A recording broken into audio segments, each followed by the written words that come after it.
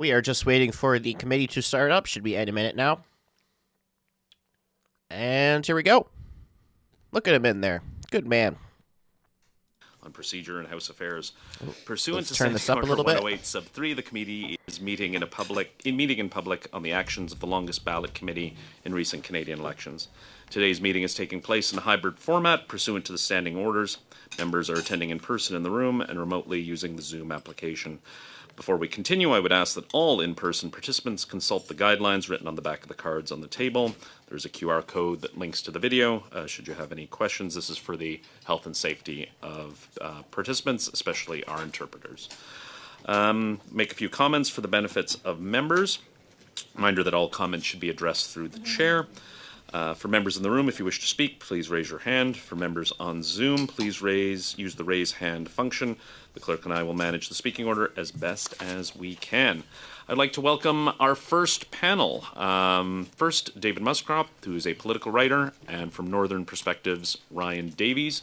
You will each have 5 minutes to deliver your opening remarks, and then we'll proceed with questions from all sides. So, Mr. Muscrop, 5 minutes, please.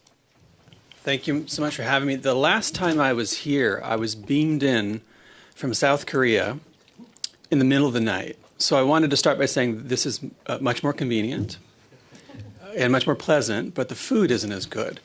But I am delighted to be here today because this is something I've been following for some time. And in this statement, I want to focus on the goals, trade-offs, effects, and risks to our democratic institutions of the longest ballot committee's activities. Let's start with trying to conceive of what this thing is. I mean, it's a protest. The goal is to protest to effect change. And as a protest, it's meant to disrupt, because that's what protests do. And so disruptive tactics are typical for protests, but the mechanism here is a slightly unusual one, at least in the way the longest ballot committee has proceeded, because they've effectively weaponized election rules meant to facilitate public access to the ballot to raise awareness of two perceived problems and to subsequently make the case for change. Now, the perceived problems, as far as I can tell, are 1, inadequacies and distortions inherent to the first-past-the-post electoral system, and 2, the fact that politicians who stand to benefit from electoral rules are the ones who set those rules. This is what I take to be their complaint. We can discuss my personal opinions on those issues if you want, but I want to focus on the longest ballot for now. Now, the effect of the long ballots, as far as I can tell, have been to draw attention to the group and to their goals, at least I believe to a lesser extent. But I've seen no evidence that the tactics have helped make the case for electoral reform or for a nonpartisan electoral rules-making body. And in fact, a poll from the Angus Reid Institute this summer found that a plurality of Canadians support a law restricting the capacity of the longest ballot committee from stacking ballots with names. In that sense, the efforts of the organization may in fact be undermining their stated goals, at least at this time. So we shouldn't overstate the scale or the effects of the longest ballot committee actions, as previous witnesses have suggested. The effects on election outcomes and voting are likely limited, but we could imagine a protest like this at scale becoming a more serious problem that would undermine the trust in our elections, discourage voter turnout at an equal scale, and even shape the outcome of a race or races. As the world faces a democratic recession from which Canada may not be immune, maintaining trust in elections is critical. And while our elections are regulated, some elements of the process rely on the forbearance of individuals and groups to maintain electoral integrity. So there are certain things you can do that may, strictly speaking, be legal, be permitted, but you shouldn't do them.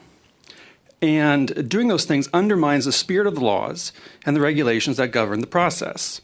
The net outcome may be deleterious effects on the public good, even if the stated aims of certain actions are rooted in perceived to be rooted in other complementary public goods. Ultimately, I believe that those who take part in the activities of the longest ballot committee are acting in good faith to protest in favor of changes they think will help strengthen Canadian elections and electoral outcomes.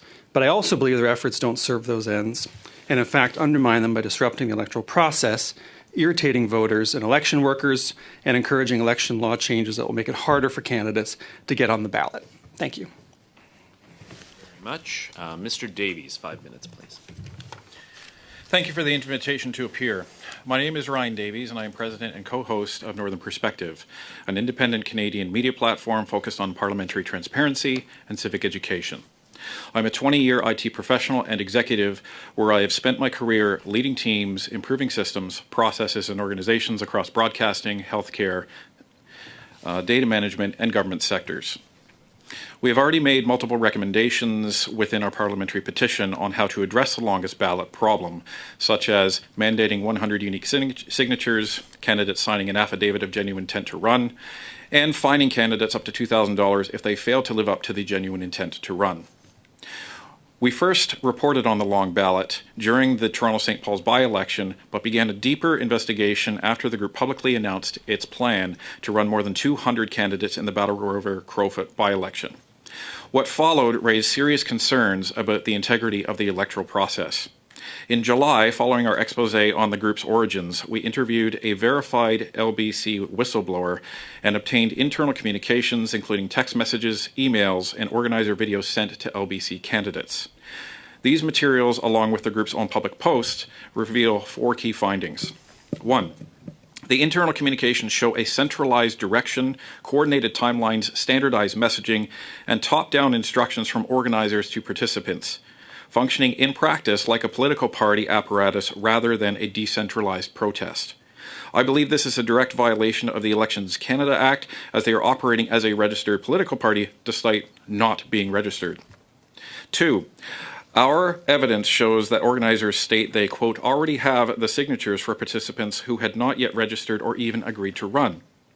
The communications we received from the whistleblower acknowledges that signatures were collected before organizers knew who the candidates would be. This is a clear violation of Section 67 of the Canada Elections Act and may amount to forgery under Section 366 of the Criminal Code. In his testimony on October 2nd, the Chief Electoral Officer confirmed that Elections Canada has seen the longest ballot committee submit blank forms in past elections and confirmed that the candidate name must be present. 3. Key internal messages state that there were no authorized delegates acting for specific candidates while signatures were being collected. Electors were asked to sign without a properly authorized representative of that candidate, as emails show organizers asking candidates to ensure they designate their delegate after signatures had been collected. This violates Section 67(4)A of the Elections Canada Act and constitutes impersonation under Section 480.1e. This was further corroborated by reports from volunteers for the Libertarian candidate, Michael Harris, during the Battle River-Crowfoot by-election, who heard from electors that individuals had approached them falsely claiming to be collecting signatures on behalf of his party. 4. Separate from signatures, our investigation uncovered a substantial and sustained overlap between LBC and the Marxist-Leninist Party of Canada. LBC messaging, announcements, and narrative pieces regularly appeared on the MLPC's official website and social channels, with posts encouraging voters to support candidates of the longest ballot project. We could not find similar statements on any other social media platform, including the longest ballot committees. We invited the LBC to appear on air to discuss their conduct, but they refused the opportunity. One candidate initially agreed to an interview, but then withdrew after being told by organizers they were not allowed because the narrative could not be controlled. Shortly after our whistleblower episode aired, we then received a legal demand to remove all coverage of the longest ballot committee within 48 hours. We declined. We compiled our evidence package and emailed Elections Canada on July 25th, 2025 at 12:06 p.m. Eastern. To date, we have received no response. The longest ballot committee is not a protest. It is a coordinated campaign of mischief designed to make a mockery of our democratic process by violating the Charter 3 rights of Canadians across this country. Nothing more. Thank you so much, Mr. Davies. We'll now turn to Mr. Cooper for 6 minutes, please. Thank you, Mr. Chair. Thank you to the witnesses. Mr. Davies, you testified, but you've interviewed and you've been in communication with a whistleblower who has been associated with the longest ballot committee. That whistleblower provided you with communications from the committee, including text messages, emails, as well as photographic evidence, correct? That's correct. Okay. Now, pursuant to the Canada Elections Act, in order to get onto the ballot, a candidate must receive the signatures of at least 100 electors endorsing their candidacy. Some of the text messages and email evidence from the committee indicates or evidences that the committee was collecting signatures from electors before they had candidates to collect signatures on behalf of in violation of the Canada Elections Act. Is that fair?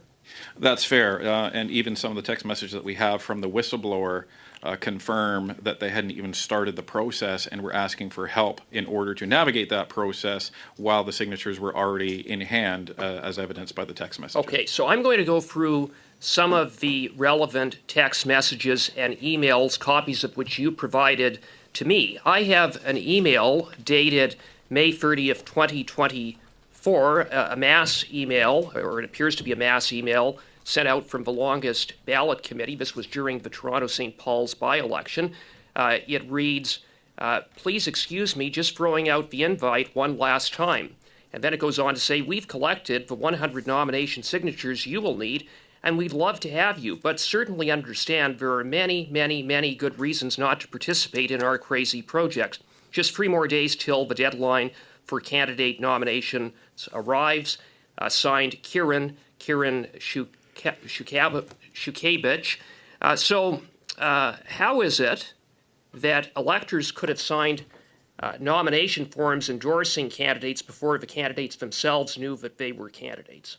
Well, and that's the whole question that we're asking, and that is why we try to raise awareness on this and email Elections Canada to ask about this, because if a candidate has not registered as a candidate and therefore has not authorized somebody as their delegate, how can you have that authorized delegate that hasn't been authorized to actually collect the signatures in the first place? Well, precisely. And then I have another text message exchange between the whistleblower and Kieran Shukabich, dated August 16th, 2024, and during the LaSalle-Imard-Verdun by-election, in which the whistleblower writes, how many people so far are going to break the record, as in going to break the record of candidates, to which Shukabich replies, it's 53 right now, probably 60 tomorrow. We collected signatures for 109, so it's possible we'll break 100, but it depends on who can get it all done in the next week. Fingers crossed. And then 2 days later, there was a video posted on the Longest Ballot Committee's YouTube channel of Thomas Shukabich, with the title below, the title of the video being message from the official agent. Now, I've watched the video, and Thomas Shukabich states as follows: if we're going to break the record of the Longest Ballot Committee, we need everyone to sign up as soon as possible. We've already collected 100 nomination signatures for you. Now, just to be clear, that YouTube video has been removed by the Longest Ballot Committee, correct? After expose, they removed that, and a lot of the other Longest Ballot organizers disappeared from social media. Okay, very interesting. How convenient. And then there is a text message from, again, Kieran Shukabich, dated March 31st, 2025, in the context of the Longest Ballot Committee recruiting candidates in the Carleton riding, in which he states to the whistleblower, I emailed you the nomination signatures and official agent form a few days ago. Now, you've talked to the whistleblower about his involvement in the Longest Ballot Committee. According to the whistleblower, he had not indicated any interest in running for the Longest Ballot Committee in Carleton, correct? That's correct. He was not involved in the Longest Ballot Committee at that point. That's correct, and evidence even shows that there's repeated attempts by Kieran to engage him over the course of several days and even the course of a week, trying to get him to say that, yes, I'm going to run, and there was no response by the whistleblower. And yet the Longest Ballot Committee here already had collected his signatures. How's that possible? Well, and that's the whole point, and Right. It wasn't. And in fact, in Thomas Shukavich's testimony on Tuesday, he was even trying to say, well, we already know who's interested, and then that's how we know how to collect the signatures. But if they haven't registered as the candidate, and there's even another email that we have that specifically is from the Longest Ballot Committee to the whistleblower asking him to, don't forget to assign Thomas as your delegate as soon as possible, but in the same email they say they already have the signatures. So one cannot happen without the other if you're playing by the rules. Okay, well, Mr. Chair, this evidence is very disturbing. It raises serious questions about whether the longest ballot committee collected invalid signatures, which in turn raises the question, how many candidates connected with the longest ballot committee have appeared on the ballot who should not have because they didn't have the requisite valid 100 signatures as required by the Canada Elections Act, and it raises further questions about whether the longest ballot committee broke the law. Very brief response. We're at.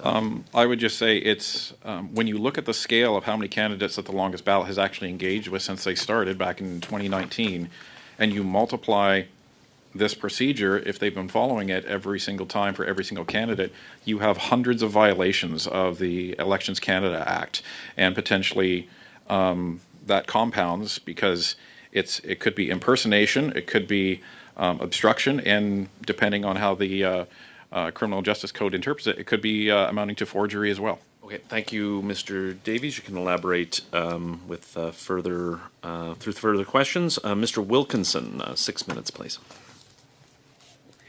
Thank you very much, Mr. Chair, and thanks to the witnesses for appearing today.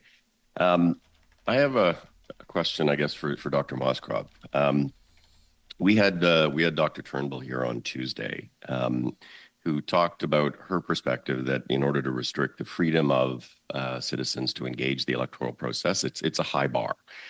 And that even if it's annoying, one has to actually be clear that there are either impacts or significant potential impacts associated with the actions of folks like the Long Ballot Committee. So you touched on this in your comments, but the long-term impacts or the potential impacts of this on a widespread basis, how significant do you think those would be? Did they rise to that level of looking to restrict them? And if so, what would your prescription be for addressing it? So, I mean, I think it's necessary to study this, and I'm glad you're studying it. I also think it's necessary not to blow it out of proportion.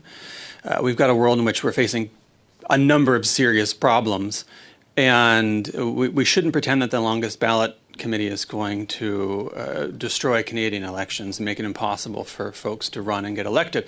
The fact is the vast majority of people who run with parties, and if you're going to win, you're likely to be with the party.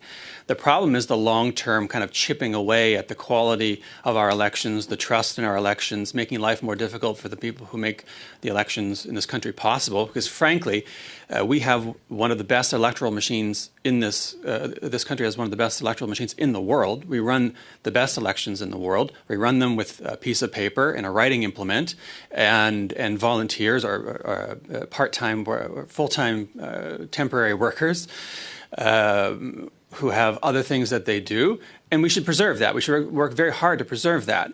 So I don't worry that the longest ballot folks are going to destroy Canadian elections, but I do worry that if it gets scaled up or persists over time, it's going to start to add up and create problems. As for prescriptions, I was listening to the testimony from Dr. Turnbull, among others, and I was just thinking, look, there's a few sensible things. One, I thought you couldn't have one person be an agent for more than one candidate. It was absurd to me that was the case. That seems like an extraordinary oversight on the part of the regulation in the first place. So that's a gimme, I think. The other is, look, whether it's 100 unique signatures or it's maybe perhaps you can sign 3 to 5. I do think there needs to be a little bit more grit. I think it's reasonable to have a little bit more grit to get onto the ballot to prevent stunts like this, because I do think it's a protest, but I also think it's a stunt. And I think on the one hand, it needs to be corrected to preserve trust long term, but we shouldn't overreact because in a sense, if we end up overreacting, the cure is going to be a little bit worse than the ailment. Thank you. Let me ask you a question about disinformation and misinformation. You appeared before PROC in 2018. Obviously, there are a lot of things that have happened with respect to artificial intelligence and other things since then. And at that time, you spoke about the need to be vigilant. Maybe you can tell me about how your views have evolved and what you think we should be thinking about in that regard. Well, things haven't gotten better. Things have gotten so much worse. And when I get nervous about the future of Canadian democracy, I get nervous about the information environment. And when I did my PhD, I studied the psychology of democratic deliberation and political decision-making. And I often joke that if you were to custom design a world hostile to making informed and honest and good faith, rigorous political decisions, it would look exactly like ours.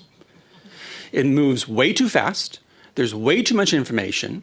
There are often emotional or in-group considerations that trump rational reasons or the public good. And there's a massive corporate incentive to feed people slop, to keep their eyeballs glued to the machines in our pockets that make them money. It's bad news.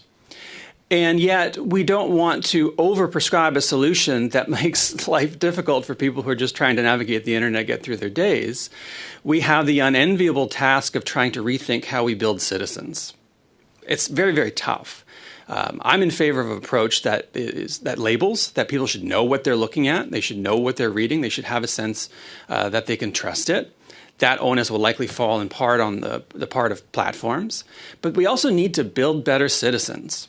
We need people who have the capacity and the literacy to navigate a changing information environment. And that's going to take both, I think, efforts of organizations and to some extent the state, but personal responsibility. People have got to want to be able to navigate this space. And when you look at data on who shares misinformation, disinformation, who falls for it and who doesn't, you often see that there's a split among the population, that some folks who grow up with this technology are better able to navigate it than those who don't. And so we may need a kind of asymmetrical approach to say who's actually falling for this and where. And I'll just close out on this point.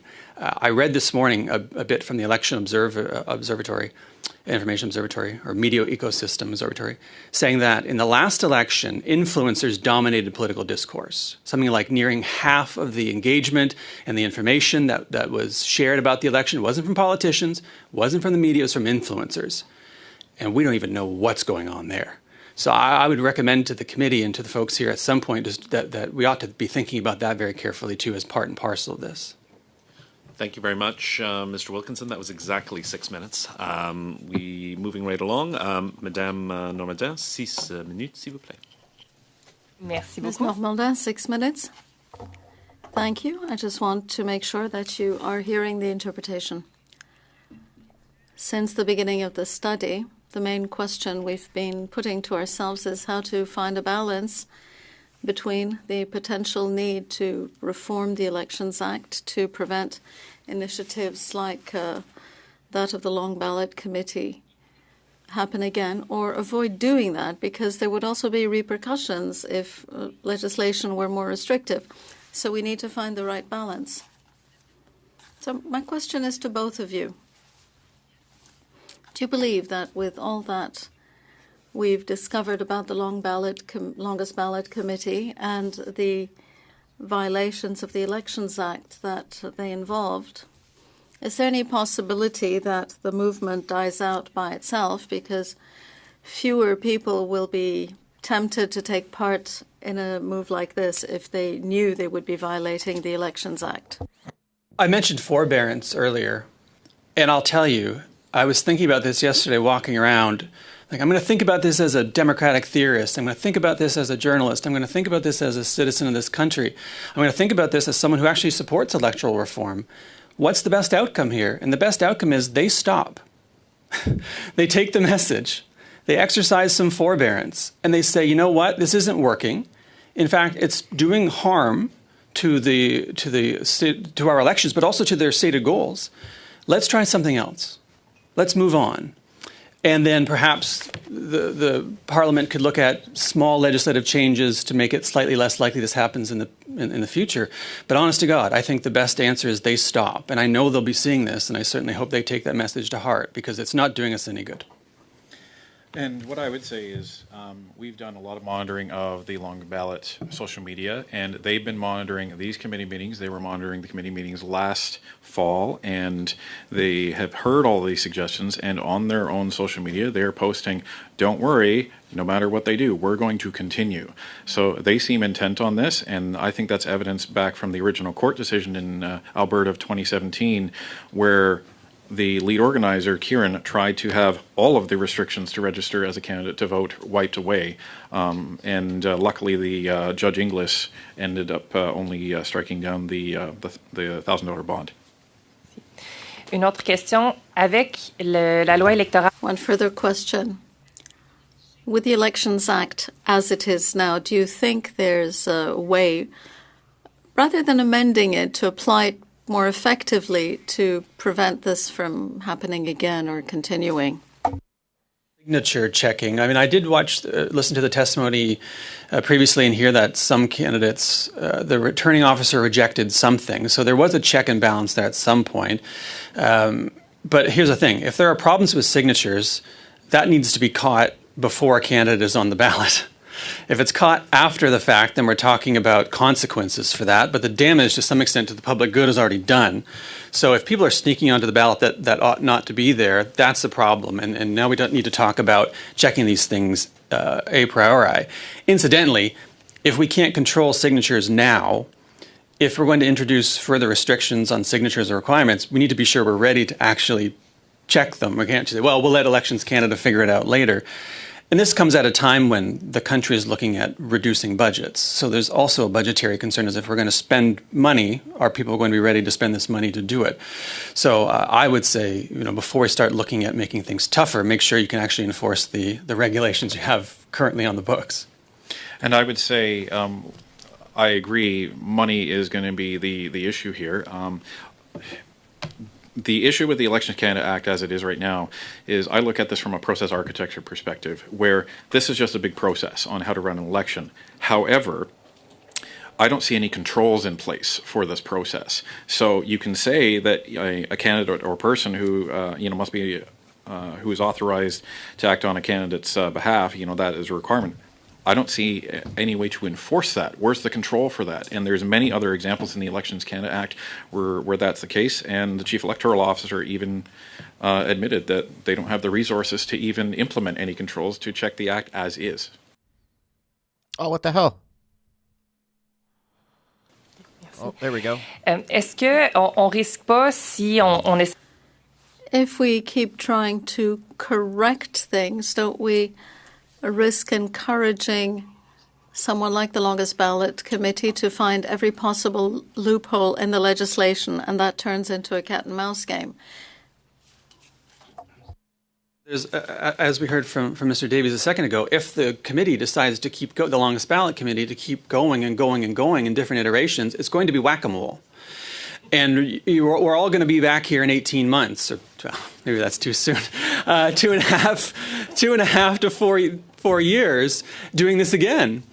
And then again and again and again. And meanwhile, there are serious problems at scale about the misinformation, disinformation environment, the health of our democracy, and so on at some point. Which is why I keep saying that often the best solution is forbearance. But if that's impossible, then it's going to invite, and this is why I keep saying, it's going to invite a response that works against the outcomes that the Longest Ballot Committee wants. It's going to make life more difficult for people to engage in electoral democracy. It's going to make people less inclined to want proportional representation. I'm less inclined to want it. I've been fighting for it for 15 years. I wake up thinking, it's getting hard to go to bat for this. Yeah. So I hope that they take this seriously, because I think there's a very serious problem, and the last thing we need is a game of whack-a-mole right now. Merci beaucoup, Madame Normandin. We will go on to Mr. Culkins for 5 minutes, please.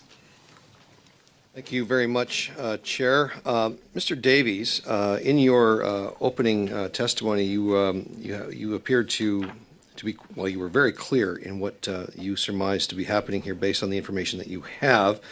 Could you elaborate a little bit more on why you think the Longest Ballot Committee is actually operating as a political party rather than as a protest group? Well, you just have to look at your own political parties, and it doesn't matter which one you're a part of, Liberal, Bloc, NDP, Green, PPC, what have you. If someone wants to know more about your party, where do they go? They go to your centralized party website where you have all of your media. And the Longest Ballot, they were centralized on X, and now they're centralized on Blue Sky. Most of their media isn't there. They have random social media posts they put up there, but all of their formalized statements, political statements, and formal responses to even committee meetings, statements by the Chief Electoral Officer, they're all posted on the Marxist-Leninist Party website. So there's that. So they formalize all of that into one specific website. But where it really comes into play is they operate as if they're a political apparatus. They're talking to their candidates as if they're running across the country, but they're not. They're running in one riding. They give them all one direction. They're running under a single platform. They are... Just to be clear, a political entity is only allowed to have one candidate on the ballot in each constituency. Is that correct? That's correct. So you believe that because they're either committing an offense by running more than one candidate, or they're failing to register as a party. Is that correct? Correct. The main crux of it is a registered party is only allowed to run one candidate per riding. So they get around this by not being "quote unquote" registered. But do you think a legitimate candidate gets 0, 1, or 2 votes in an election? I think a legitimate candidate would be embarrassed to get that amount. Interestingly, I've been personally quite frustrated since 2017 with the decision by a court in Alberta, which ironically, the witness that was here on behalf of the Longest Ballot Committee is suggesting that people outside of Parliament should be making rules. So here we've had a rule made by a judge in Alberta in 2017, somebody who's not a politician and has never likely run for it, appears to have no political experience whatsoever, has now made a decision to remove the $1,000 bond. I've often thought it was a mistake by the government at the time to not appeal that decision. Can you tell me more? The individual, the case was Kieran Shishkevich versus Canada in that particular case. Is there any relation between that Mr. Shishkevich and the one that testified here 2 days ago? Sure, he's the brother of Thomas Shishkevich, and the biggest thing that jumped out at me in this decision is actually paragraph 23, where it says the applicant submits that while the deposit requirement is allegedly an attempt to deter frivolous candidates, it may well deter non-frivolous candidates who are not affluent. So, does the Longest Ballot Committee, in your opinion, have anything but frivolous candidates? No. Do you think that, so obviously, from my perspective, this appears to be a well-orchestrated campaign that started well before the... and they knew that they would have to get that $1,000 bond removed, and actually were prepared to go to court. What does that suggest to you about political motivations and the actions of an actual political party? Well, given the fact that they're trying to get all of the requirements removed, this seems to be a well-thought-out, orchestrated attempt to engage in this behavior in the first place. Because after he won this court challenge, did he run in the election?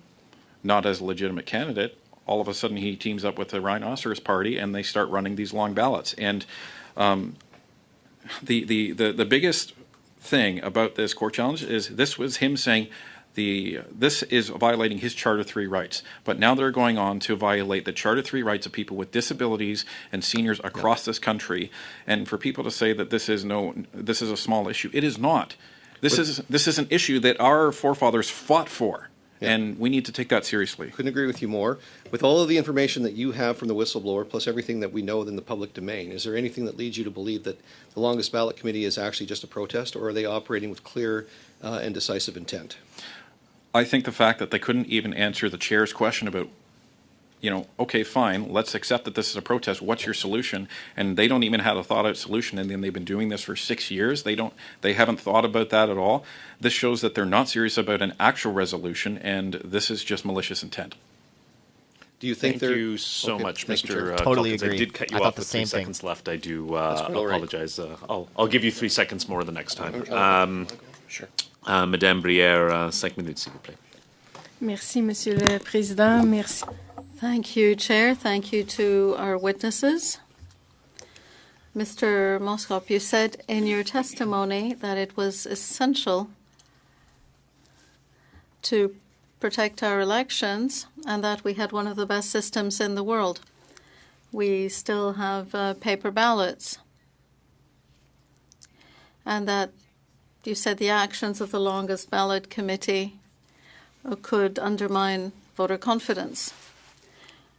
We know that sometimes it's difficult to get people to come out and vote.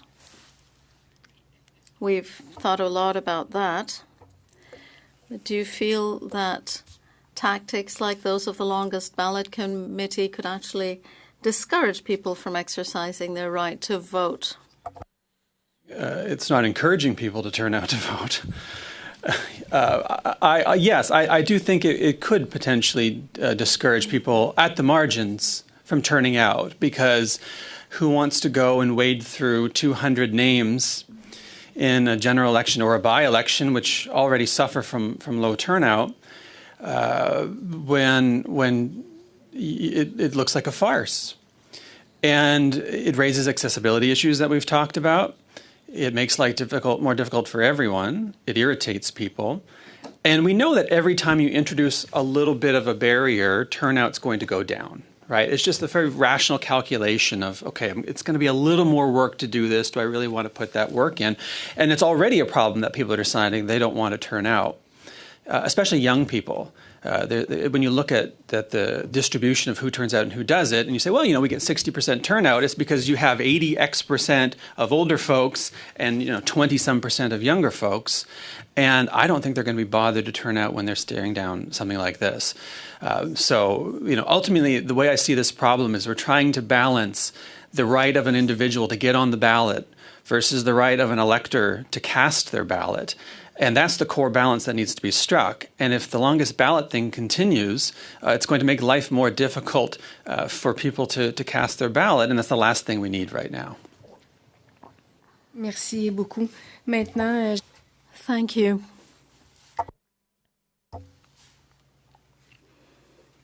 Now I'd like to take you to the data and hacking, because under the Elections Act, well, in your view, is there a risk that we might end up in a situation like what we saw in the US and the UK, where an election was compromised by hacking data, the data of one party or another? Oh, I don't know. The one thing, I was discussing this earlier, and when we approach this issue, we need to think of it, I think, as an issue of freedom, ultimately. And that might sound silly, but it's not. It's ironic, but freedom requires constraints. That if you were to have an ultimate lack of freedom, you wouldn't have freedom, you have chaos. That we need constraints in our lives. Anyone who's ever had to force themselves to go to work knows that you need constraints in order to be free. You want to pay your mortgage? You got to go to work. Sorry, I don't like it either, but that's the way it works. In elections, it's the same thing. We limit how much money you can spend because it maintains the integrity of an election. We limit how you can get on the ballot because it maintains the integrity of the election. We try to make sure that third parties, foreign parties, aren't unduly influencing the election, so on and so forth. So part of that is making sure you have good constraints. And then part of it is making sure that your elections are as simple as possible. And I think, again, one of the core virtues of Canadian elections is that they're very, very simple. They're very, very mechanical. In many ways, they're run the same way today that they were run in the 19th century and early 20th century, with better access to the ballot, thank God. But the mechanics of it are similar.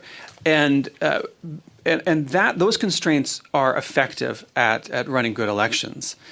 But when you turn it into a farce, when you make it open season on exploiting loopholes, then I think you invite activity that will further undermine it. And so at the risk of committing the slippery slope fallacy, when things like this pop up, you've got to deal with them, because I do worry it invites further shenanigans that are going to undermine our elections. I'll say it again. This is the worst possible time to be messing around with elections. We could lose the institutions that bind this country. We've seen them lost in other countries. We've seen them undermined here in the past. It's just not something to screw around with. Thank you so much, so what I'm proposing to do, and by proposing to do, we're going to do, and it worked well last time.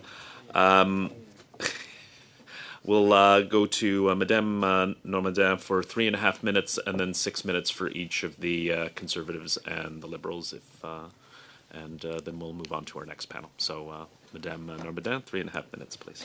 Merci beaucoup. J'aimerais vous entendre, professeur. Thank you. I'd like to hear Mr. Moskrop. We've already talked about this for a bit. I do understand my question is somewhat hypothetical and no longer moot, because the court has already eliminated or prohibited the elimination of the $1,000 bond. But, you know, if I had to post a $1,000 bond, I may never have become a member, and my attempt, my candidacy was anything but frivolous. So could insisting on the $1,000 have repercussions? Could it hinder the plurality of voices and parties that are of value in the democracy we know? And could this limit candidates from a range of classes? People want to see candidates that look like them. I'd like to hear you on that. The nature of the problem isn't that people have access to the ballot. The nature of the problem is that someone has weaponized the fact that people have access to the ballot. We think it's good that people have access to the ballot for the reasons you just suggested. You get candidates who otherwise couldn't afford it. You get candidates from different backgrounds. The lack of a bond presupposes that you want individual candidates who aren't connected to parties, or at least rich parties, because parties have no problem coming up with the money, at least the big ones in places where they've got a shot, and some of the smaller ones. What we're really talking about here is individuals who want to take part in the electoral process, but who otherwise are going to find $1,000 prohibitive.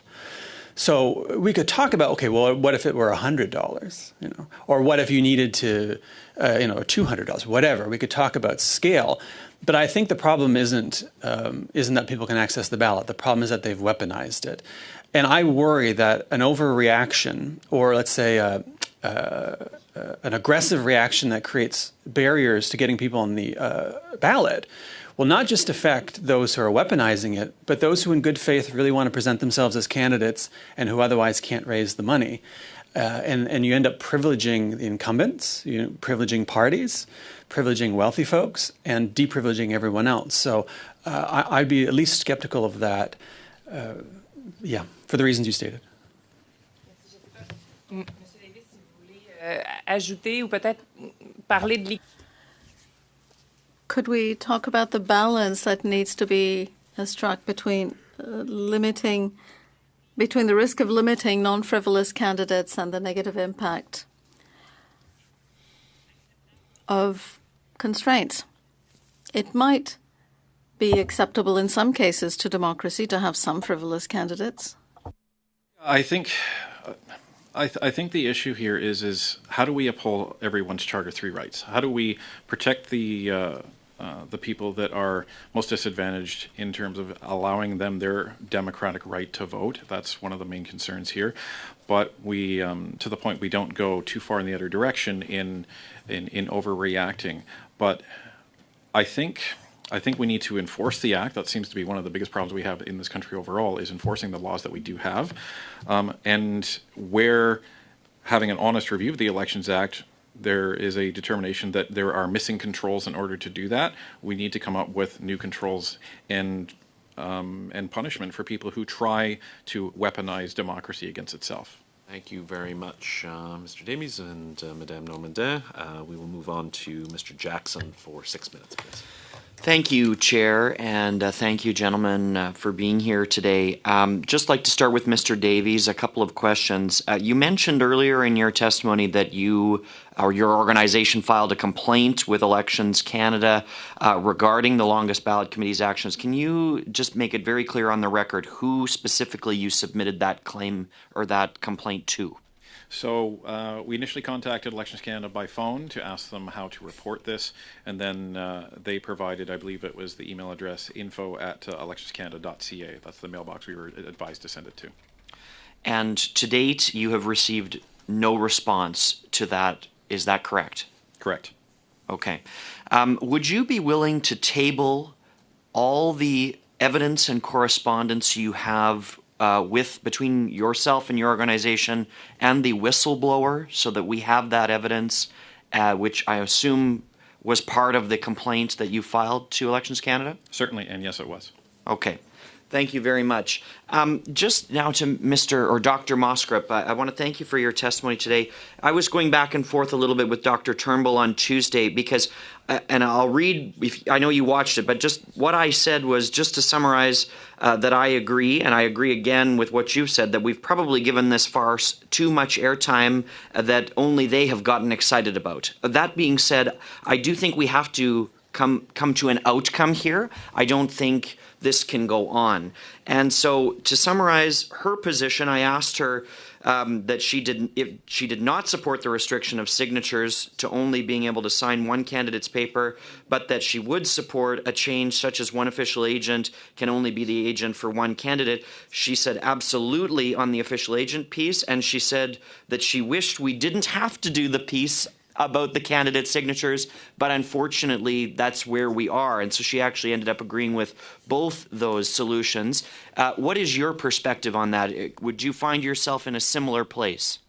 Oh, absolutely. Here's the thing. If there are reasonable and unreasonable barriers to running. I think financial barriers can be unreasonable. I think old shoe leather barriers, as in go get signatures, go knock doors, go prove that you're serious, are utterly reasonable. Again, I was stunned that you could have one individual act as an official agent for more than one person. It is on the face absurd, and incidentally, a conflict of interest.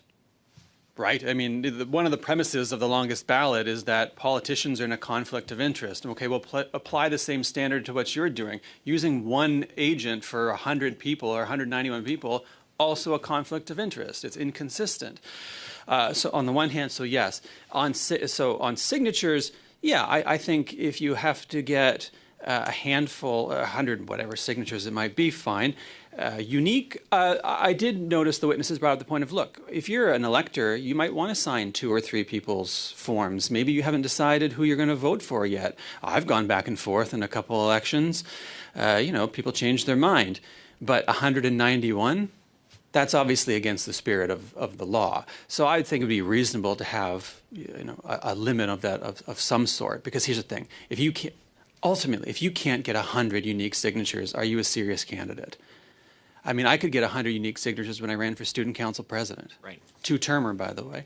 But in a high school, 1,200 people, you can get 100 unique signatures. Yeah.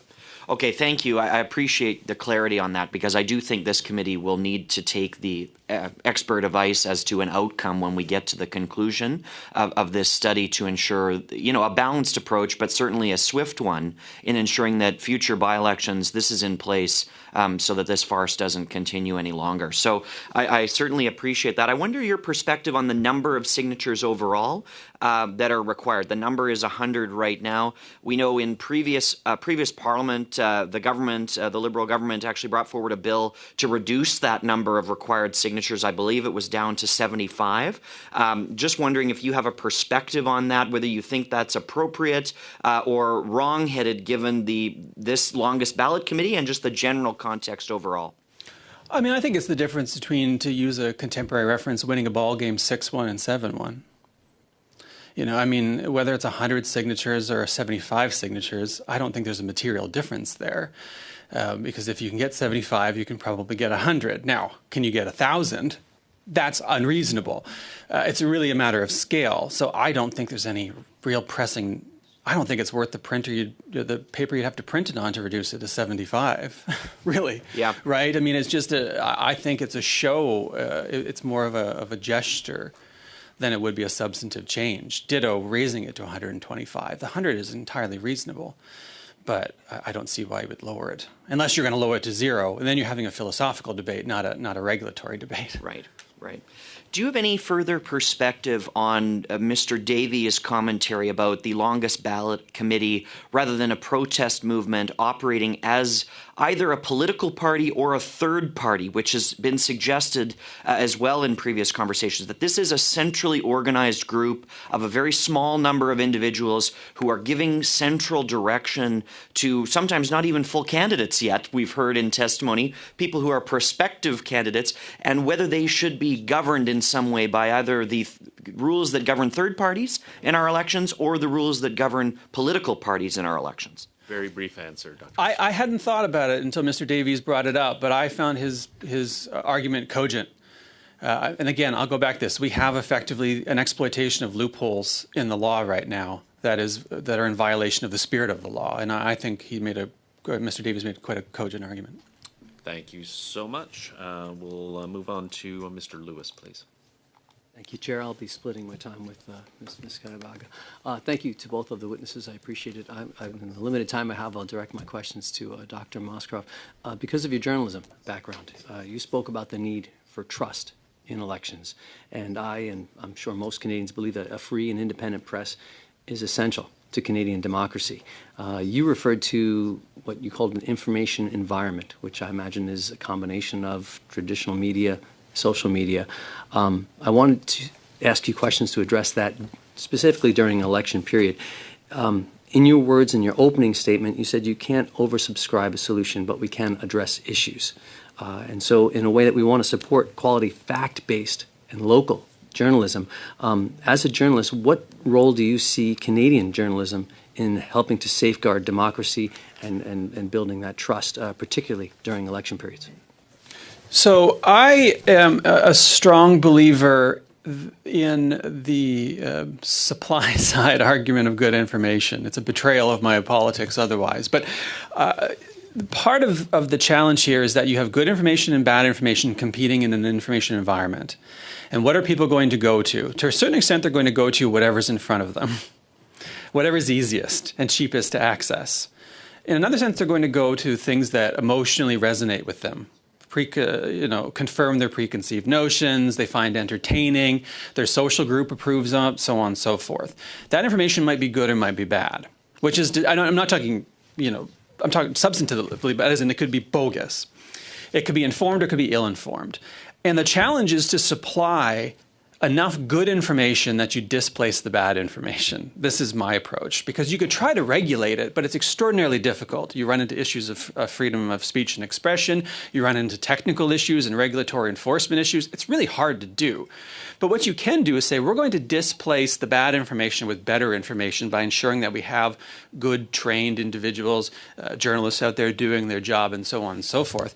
The problem is that we have an environment in which influencers, some of whom are quite good and some of whom are definitely not quite good, are out there capturing more and more attention. And I don't know how you address that, right? And I think that's why I keep saying is that the committee ought to think about this, Parliament ought to think about this at some point.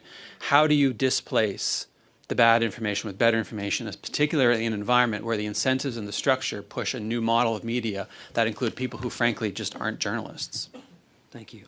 Part of limiting interference in elections deals with donations to maintain the integrity of an election. Because social media, you control what you write, you don't control what you see. But money can influence what is being out there. Do you believe that untraceable donations, such as, let's say, cryptocurrency, prepaid cards, what is your stance on allowing or disallowing those outright in Canada's political financing system? Oh, I mean, when it comes to political financing, every time someone makes a donation, you should know who it is. You should be able to know who that person is.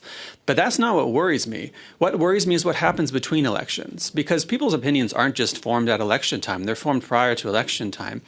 And we have all kinds of questions. I'm sure we have all kinds of questionable money floating around, influencing people or funding people between elections, right? What I want to know is who's getting paid by whom and in what way between elections to talk about things. Right? We've seen in the United States scandals over funding of influencers, people on YouTube, people on TikTok, people elsewhere, because there are people in the world who want to shape those democracies. I'd like to know who's funding that and why.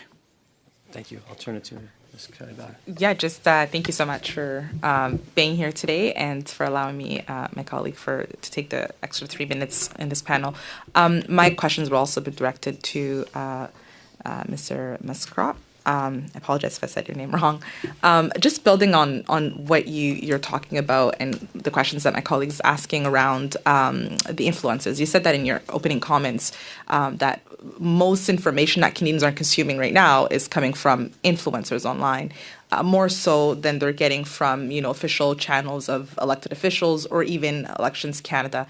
I'm actually curious to know how you think we manage that, and where do governments play a role in regulating misinformation? Because a lot of information is not factual, it can be tracked, it can be true. And a lot of actors that are foreign can be using those influencers to pass massive information that is probably not true. And what it does to our electorate and our democracy. Can you talk a little bit about what our role would be in managing that without partisanship or censorship?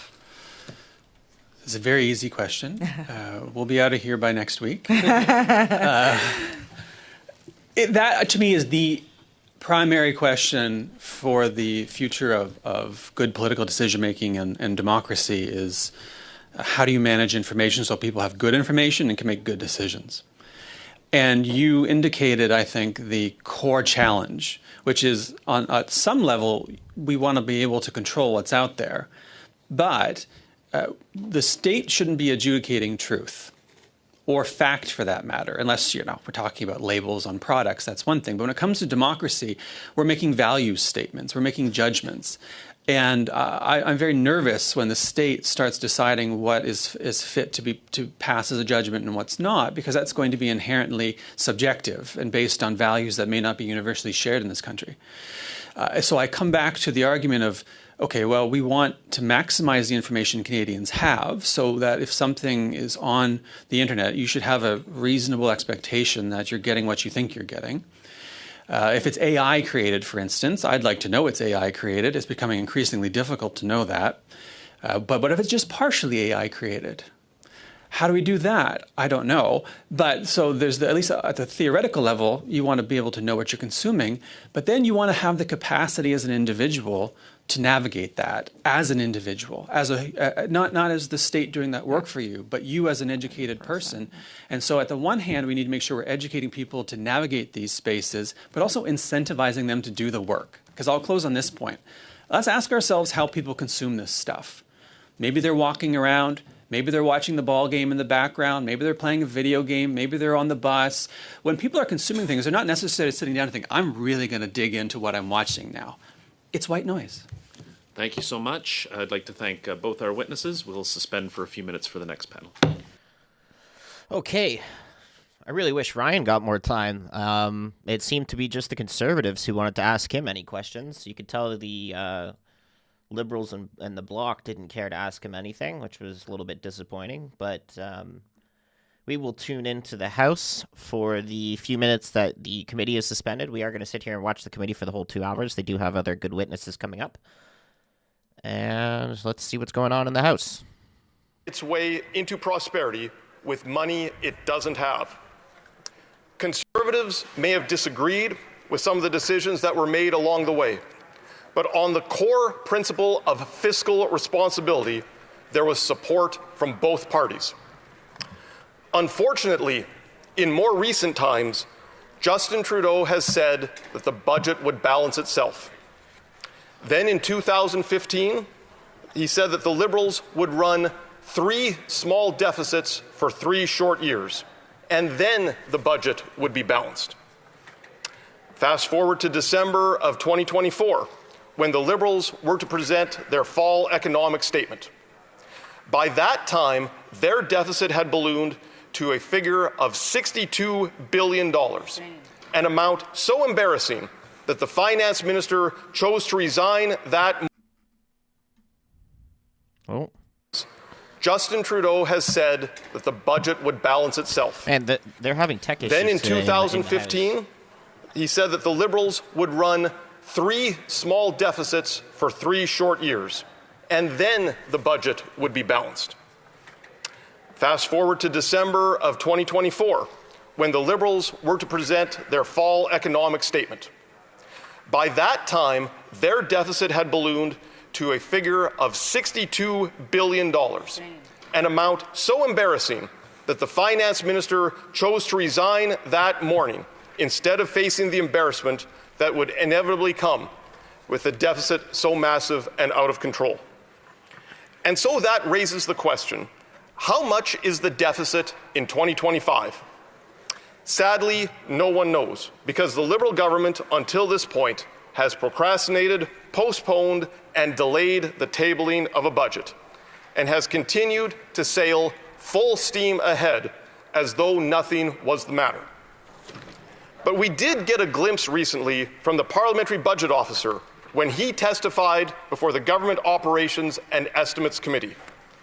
He described this government's finances as, quote, unsustainable. He went on to say, quote, this is not a funny fiscal outlook. It's a really serious fiscal outlook. We don't lightly use the words unsustainable. Unsustainable means you don't have the option of saying, maybe I'll wait a couple of years, I'll see how things go. It means if you don't change, this is done, unquote. Mr. Speaker, the Parliamentary Budget Officer might as well have stood up and yelled, iceberg right ahead. Mr. Speaker, this Liberal government needs to change course before they crash the ship into the iceberg. But unfortunately, the current captain of the ship is continuing on the same course that Justin Trudeau had us on. And Mr. Speaker, we're already seeing the harms caused to our economy and to our standard of living. In 2015, the Liberals said that their deficit spending would lead to investment. But 10 years later, investment per worker has fallen by 10%. The burden of debts and deficits on our economy over the last 10 years has caused us to have the worst per capita economic growth rate in the G7. Since taking office earlier this year, under the current Prime Minister's watch, 86,000 net jobs have been lost, leaving Canada with the second highest unemployment rate in the G7. Food inflation has doubled. In fact, in a recent report from Food Banks Canada, this government received a failing grade when it comes to food insecurity, down from a C grade just 2 years ago. Since this Prime Minister took over 6 months ago, $54 billion in net investment has left the country. And without investments in new factory equipment, new farm machinery, and new businesses, the productivity of the Canadian worker and the standard of living of Canadians will continue to decline. Mr. Speaker, another unfortunate part about the Liberals' massive, out-of-control deficits is that the numbers have gotten so big that it's difficult for people to understand just how big they are. When the price you pay at the grocery store or at the gas pump or at your favorite restaurant goes up, people understand right away how much money that actually is. That's because people make these purchases all the time, and we notice when a tank of gas or our favorite meal costs more than before. But when we're talking about the size of the federal deficit, that number is so huge that it almost becomes meaningless to ordinary people. That is especially true when the Liberals refuse to take $62 billion. How big an amount of money does that look like? Well, Mr. Speaker, the largest denomination of banknote issued by the Bank of Canada is the $100 bill. If you were to go down to the bank and go to the ATM machine and withdraw $62 billion in $100 bills, that would be 620 million $100 bills. Now, each $100 bill is about 0.1 millimeters thick.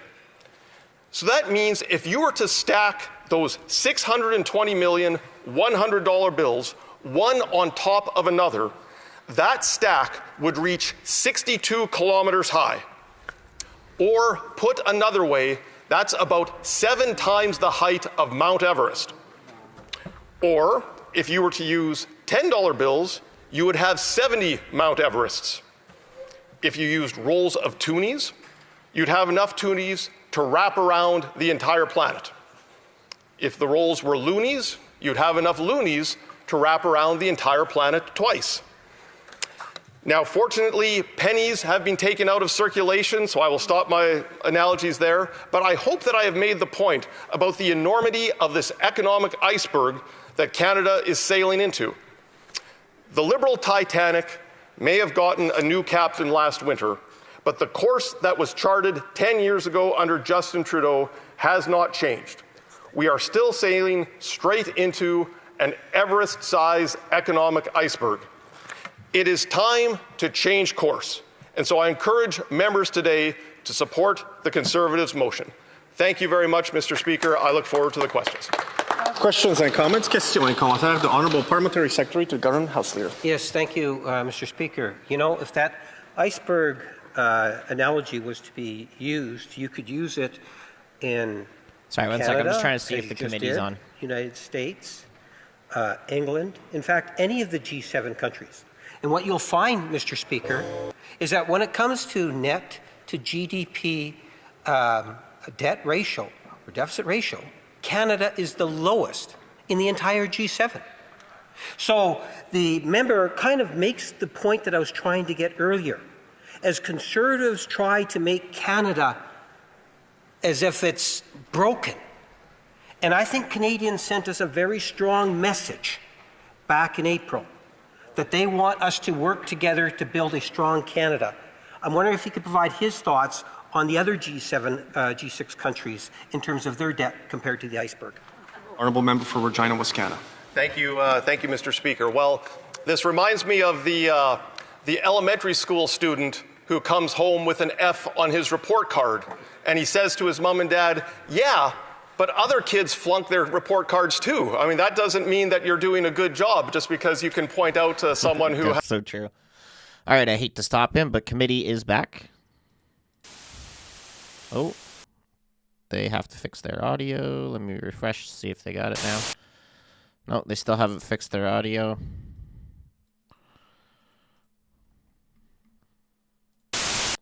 No, they're still fuzzing it. What are they doing here?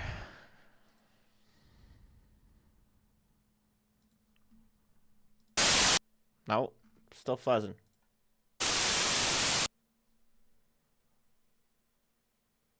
Come on, guys, get it together. I swear, whoever's in that tech room needs to be replaced, because they never get the audio right. It's still just fuzzing.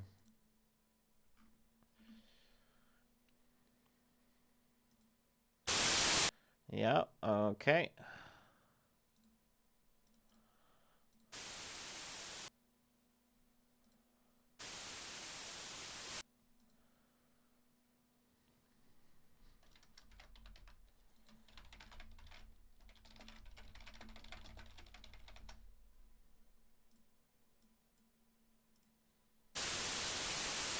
No. What if we change the floor video?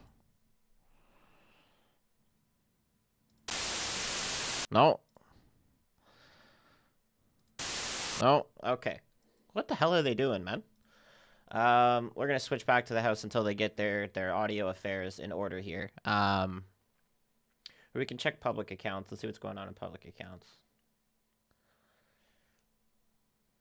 By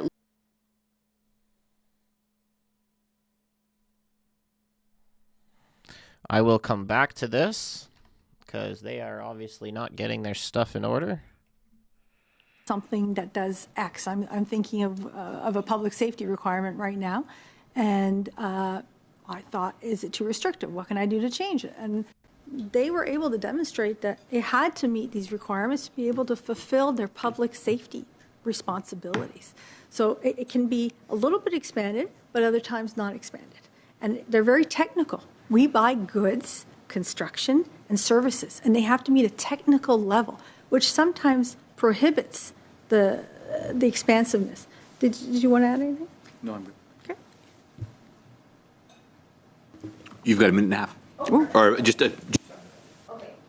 Excellent. Okay, so a question for the Auditor General, and this is actually something else that my colleague Mr. Carrick brought up as well.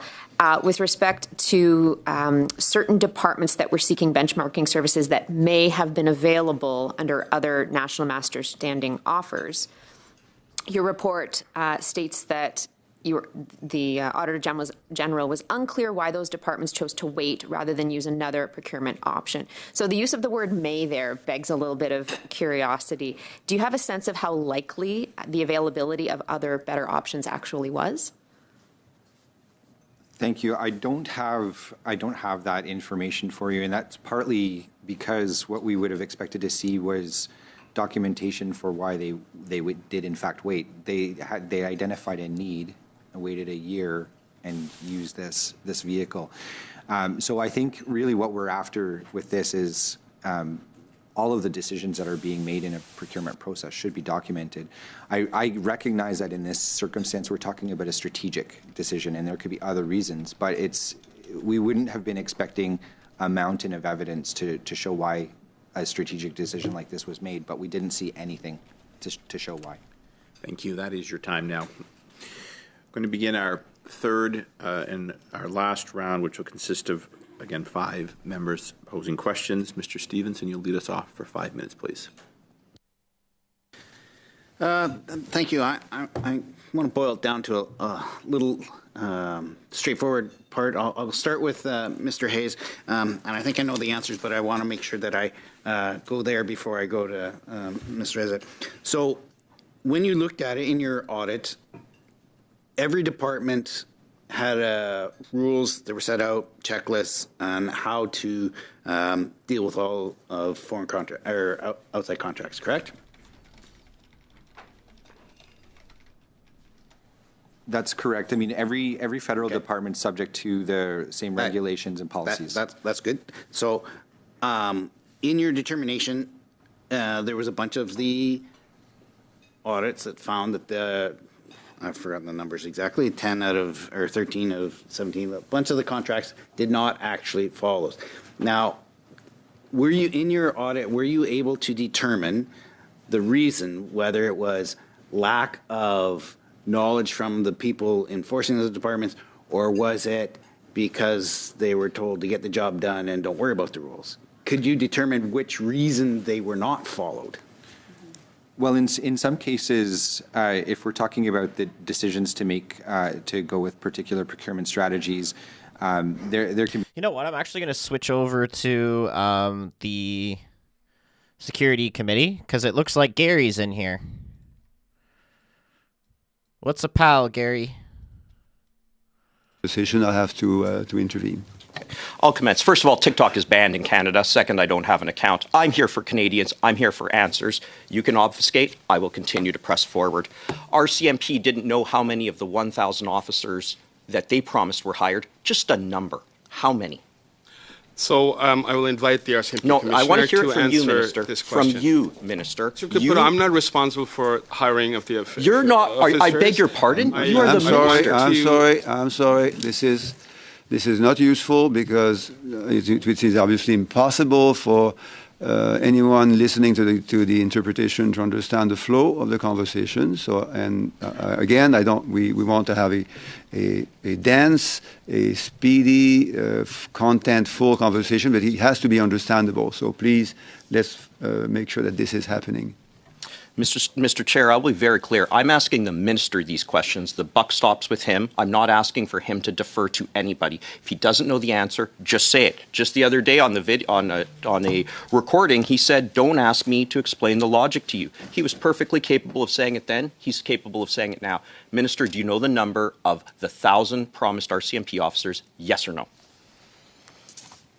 Speaker, the RCMP are preparing to hire 1,000, including ensuring that training facilities at depot are equipped, because this will be solely for federal policing, and the work at depot to ensure that the right modules, the right level of training is in place is currently being prepared, and as soon as they're able to recruit, they will be hired and they will be on our streets. Okay, that is a zero, I take it then, because you wouldn't give us a number. Now, Mr., you said in leaked audio that the gun buyback wouldn't work. Do you stand by that? That is not what I said, Mr. Caputo. Well, you could have fooled me, Minister. You actually said, quote, don't ask me to explain the logic to you. You talked about how it's only been 3 weeks on the job. I'm not an expert on this, right? I'm not an expert. The tone that you said was that this wouldn't work. It was being done for politics. Do you stand by that, yes or no? That is not correct. Do you?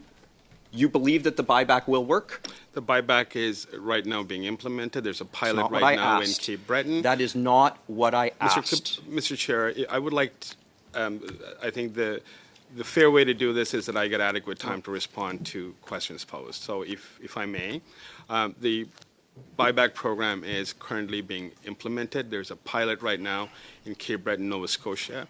From all accounts, the registration appears to be going well. We are ironing out any logistical issues that may arise. Okay. That registration, and the program Minister, will be let's expanded talk across about that. Point of order, Mr. Chair. Point of order. I'm sorry to disrupt, but I really want to hear the answer, whether answer is that you like or not, but I want to learn, and I have the same right as any other members here and the people who are watching. So I appreciate if you can leave the time. And plus, I want to add, Mr. Chair, that TikTok is not banned in Canada. It's available on the app stores. Thank you. That is... Mr. Chair, I'm asking questions here. This is my time. This is Canadians' time. Mr. Chair, I will not be interrupted. Your time has stopped, Mr. Caputo, so what I'm going to say is not going to reduce your time available. But I think the point is that we want the conversations to be again dense, to be as forthcoming and as useful as they can be, but they cannot overlap. So if I hear two people speak at the same time, it must be impossible for interpreters to do their job. Mr. Chair, I will reclaim my time, Canadians' time, when the minister is going on and on for speaking. I understand the Liberals want to protect the Liberal minister. I'm not here for that. I'm here for answers. Let's keep going here. You spoke about Cape Breton Island. Now, there is a chief who is the brother-in-law to a Liberal MP on Cape Breton Island. Did you speak with that chief in respect of this buyback? Just a yes or no, please. As you know, the Mass Casualty Commission report... That's not what I asked, Minister. I asked whether you spoke with a chief. Mr. Chair, I would like the opportunity to respond. The Mass Casualty Commission report indicated that governments need to do everything in their powers to ensure I asked whether you Mr. Caputo, Mr. Chair, he doesn't get to talk out the clock. He has to answer. I asked whether he spoke with the chief, Chair. That's it. He doesn't get to talk about turkey basters or whatever we're going to talk about here. He has to speak about the questions he's given, and I won't stand for this as somebody representing Canadians to let him talk out the clock. I'm sorry, Mr. Chair, Point but of I won't order, do that. Mr. Chair. Mr. Isasi? I would like to remind Mr. Caputo that we all represent Canadians around this not table. a point of order. And it's important for us to actually have an opportunity to hear from the minister. Point of order. This session is not just for theatrics. All of us here want to listen from the minister, have a better appreciation of what is being done. So I'd appreciate it if Mr. Caputo would kindly provide the minister the necessary time to provide comprehensive responses. Thank you. Okay, thank you. You have another 10 seconds, Mr. Caputo. Did you speak with that chief, yes or no? Mr. Chair, the Mass Casualty Commission report in Nova Scotia indicated that governments need to do everything in their powers to get assault-style You spoke with a Liberal insider. That's it. Thank you so much for the first. There'll be other rounds. So let me turn to MP Esassi for 6 minutes. Thank you very much, Mr. Chair. First of all, given that you were interrupted repeatedly, Minister, is there anything else that you would like to add to what you've previously stated? Sure, and thank you, Mr. Sassi, for that question. And let me just start by talking about the 600 individuals in question that are the subject of removal. So CBSA has removed more people last year than many years ago. So over 20,000 people are in the inventory to be removed this year. Over 18,000 were removed last year. So far this year, we've removed more than 500 people with serious inadmissibility or criminality. CBSA prioritizes those who have served sentences for the most violent offenses. 600 people that is cited, CBSA has closed since closed 41 of those specific warrants. Furthermore, 61 of those 500 continue to serve sentences.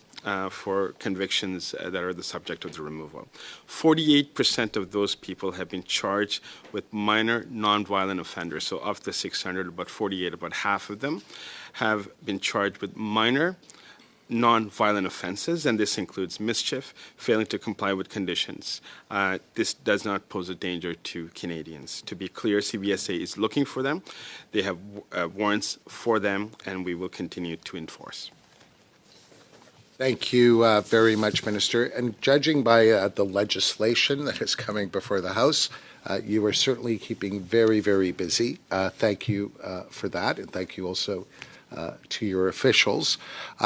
I was wondering if I could start off with, you noted in your opening remarks that we have experienced a 99% reduction in goods, I believe fentanyl, going from our border to the States. That's a very significant number. It's one I had not heard previously. I was wondering if you could kindly elaborate on that. I believe I was speaking about movement of people south of the border, or irregular movement of people south of the border. But let me just take this opportunity to talk about fentanyl. As you're aware, the assertions made by the President of the United States relating to fentanyl previously is not consistent with the impacts that we've seen. First and foremost, we know that fentanyl impacts all Canadians. Every single community in Canada is impacted by it. I'm personally impacted by it through someone I've known for many years who passed away. And it is a scourge of fentanyl that's impacting North America as a whole. So the allegations, the assertions made by the President in terms of fentanyl going to the United States via Canada is categorically incorrect. Notwithstanding that, we've made some incredible, I would say, once-in-a-lifetime investments in border security, including $1.3 billion towards Black Hawk helicopters, including drones, including other towers that will ensure that measures to curtail the flow of fentanyl in both directions is contained. Bill C-12 that we introduced yesterday will, again, give additional tools to law enforcement to attack fentanyl on all directions, including those coming overseas, as well as the precursors. As well as the 1,000 new RCMP CBSA officers will ensure that our 10,000 plus personnel at the border is strengthened even further. I do want to note a couple of days ago the President said but fentanyl, no, it's not over. I think it's never going to be over, frankly. But they've done, and as Canada's worked hard, and they've done a much better job than in the past. So it's a reflection, I think, of where the sentiment is. May not be accurate because we don't believe that fentanyl has been going from Canada. Thank you. That's great progress. If I could also ask you about car theft. I understand that the numbers are down approximately 30% in the course of the last year, but I come from a riding where this has been quite a challenge. Yeah, right. And I have heard from experts that as we see greater cooperation between various provincial jurisdictions and the federal government, that these numbers will improve. Could you perhaps comment on that as well, just to assure people in cities such as Toronto that car theft hopefully will be going drastically down? Look, as you recall, we had a summit last year on combating car thefts, and I cited a number of examples of where CBSA has been intercepting items that are leaving Canada, including vehicles, some 2,000 odd vehicles last year, over 600 in the first quarter or so of this year.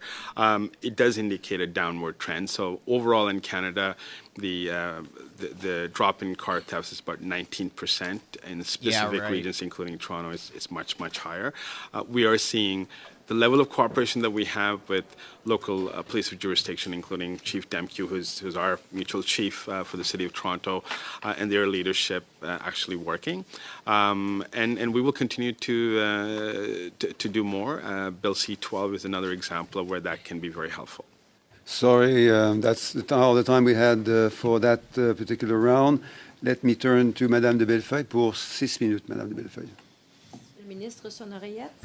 Minister, do you need your headset? Can you hear the interpretation? I want to make sure that I won't lose any of my time. If you can't understand me, everything is okay? Very good.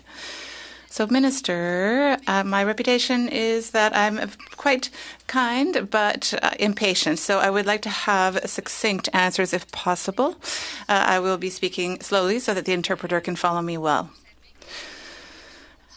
As you know, our border is quite porous. There is a lack of RCMP officers. We've heard a number of witnesses tell us that. There are also CBSA agents who are needed on the direct line of the border. You say, we're looking for solutions, we are hiring people, but it takes time to recruit people, and it'll be a while before the new agents are up and running. So I wonder why you resist the idea that the CBSA agents who are on the border can go between the border posts. It's easy for you. All you would have to do is change a regulation. So just this week, we heard from the chair, or the president of the CBSA said that if they see a migrant walk by between posts, they can't intervene. They have to call the RCMP, but it can take up to 4 to 6 hours for the RCMP to get there in a rural area, because, I mean, it's kind of obvious that you don't really cross a border in the middle of Toronto. You'd go in a forest in a rural area. So why do you resist giving the border agents the mandate of patrolling and intercepting along the border while they wait for the RCMP? Merci pour la question, Thank you for the question, Ms. de Bellefeuille. It's an important question. Outset, say that the functions of both the RCMP and CBSA are distinct, and they have different sets of responsibilities. So yes, we know that the RCMP has its mandate and the CBSA has its mandate. We know that. And we know that they cooperate. But right now, it would be possible for you to adopt a regulation to authorize border agents to patrol and to cooperate better with the RCMP. You can do that. You have that power. And why are we resisting that? Let me just say that, the functions of both institutions are very different. The RCMP has a very particular function for federal policing. CBSA is at the border. Monsieur le ministre, je m'excuse. Minister, I'm sorry. Please forgive me, but I know already what you are saying. What I'm telling you is that it's possible to change things. If you want to improve and optimize the way things work, you have to change things. And I'm telling you that it's possible. Because if the border agents have the power to intercept while they await the RCMP's arrival, that improves cooperation. And if we are in a context where human resources are lacking, then we have to optimize the way things work, and you have the power to change things by adopting a regulation, and that's easy. What I don't understand is why you are closed off to that idea that border agents could have new powers. I don't have a lot of time, so I'm going to ask you a very simple question. You said we are going to hire 1,000 additional border agents over 3 years. So that's about 330 agents more than you are training right now. I would like to hear, frankly and sincerely, whether the 1,000 agents that the CBSA is going to hire, will they follow the 18-week training that is comparable to the one in Rigaud with weapons handling? Will they be able to intervene directly on the border? Can you tell me today that between now and 3 years, 1,000 new agents will have had that training? To elaborate. Non, là, je m'excuse. Excusez, Madame Gorman. No, I'm sorry, Ms. Gorman. Really, we will have an opportunity to speak later at another meeting. But I can tell you now that mathematically speaking, it is impossible for you to be able to hire 330 agents more a year in addition to the 572 agents that you are training at Rigaud, because you don't have the infrastructure, you don't have the instructors. It's impossible. So I will tell you, Mr. Minister, what I think is that the agency is going to provide the agents, but they will not have had the 18-week training. They will not be able to act directly along the border. It's impossible. Unless you were to tell me today that in Chilliwack, you will open up another training center that would make it possible for you to give full training, 18 weeks long, to the new agents. Is that what you're telling me? Madam Deputy, that when we hire the 1,000 new CBSA officers, they will be trained. They'll be trained with the 18-week, if not more, requirements, and they will be absolutely ready to do the job on day one. Monsieur le ministre, non mais c'est bien, vous m'avez répondu. No, yes, very good. You did answer my question. Ms. Bellefeuille, yes, right. What I was saying about the interpretation from English to French is the same for the French to English, because if people are speaking at the same time, it's very hard for the interpreter to understand, or to hear. So we really do have to ensure that we understand each other very well in both languages. So you have 40 seconds left. Yes, Minister, I am happy that you have confirmed that all of the hired agents will have the training that is comparable to the 18-week training. They'll be able to handle weapons and they'll be able to intervene directly on the border. But I would like you to tell me how you're going to train them. Which infrastructure are you going to use? Because it doesn't exist right now. So will the Chilliwack project take place? Because you had the $20 million that were claimed to open up a new training center. Madam Deputy, I would say that neither you nor I are experts with respect to training. That's what we have the President here. I would like to invite her to elaborate on the plan that she has, including which facilities to use. So if you want to, I think, hear a more wholesome answer with Ça va devoir attendre à la prochaine ronde. It's going to have to wait for the next round of questions, because now we will be giving the floor to Member Lloyd for 5 minutes. That's a loud translator. Appreciate you talking about the rise in hate in Canada and the meetings that you said you've had with synagogues and mosque communities. Are you aware that 123 churches have been burned, vandalized, or desecrated in the last 4 years in Canada? Mr. Lloyd, I'm aware that a number of places of worship, including churches, have been vandalized, yes. Have you met with any of those congregations, Minister? I have not met with those specific congregations, but I have met with many members of different church and faith groups. You haven't met with any of the members of the congregations in Canada, churches that have been subject to hate crimes over the last 4 years in this country? I have not, no. Is it because hate crimes against Christians aren't a priority for this government, Minister? That's absolutely incorrect. Well, you said you met with synagogues and mosques, which I do appreciate. Those communities need your support, Minister, but Christian communities also need your support. Why have you not met with any of those communities, Minister? Well, I can tell you that I meet with faith leaders. I meet with Christian leaders across Canada all the time. Thank you. I've met with... I'm going to move on to the next question. There have been allegations made that there was an Antifa member who threw smoke bombs into a church service in Montreal this past summer. The allegations are that they're a government employee that work on a military base outside of Montreal. Are you aware of these allegations, and are they being investigated?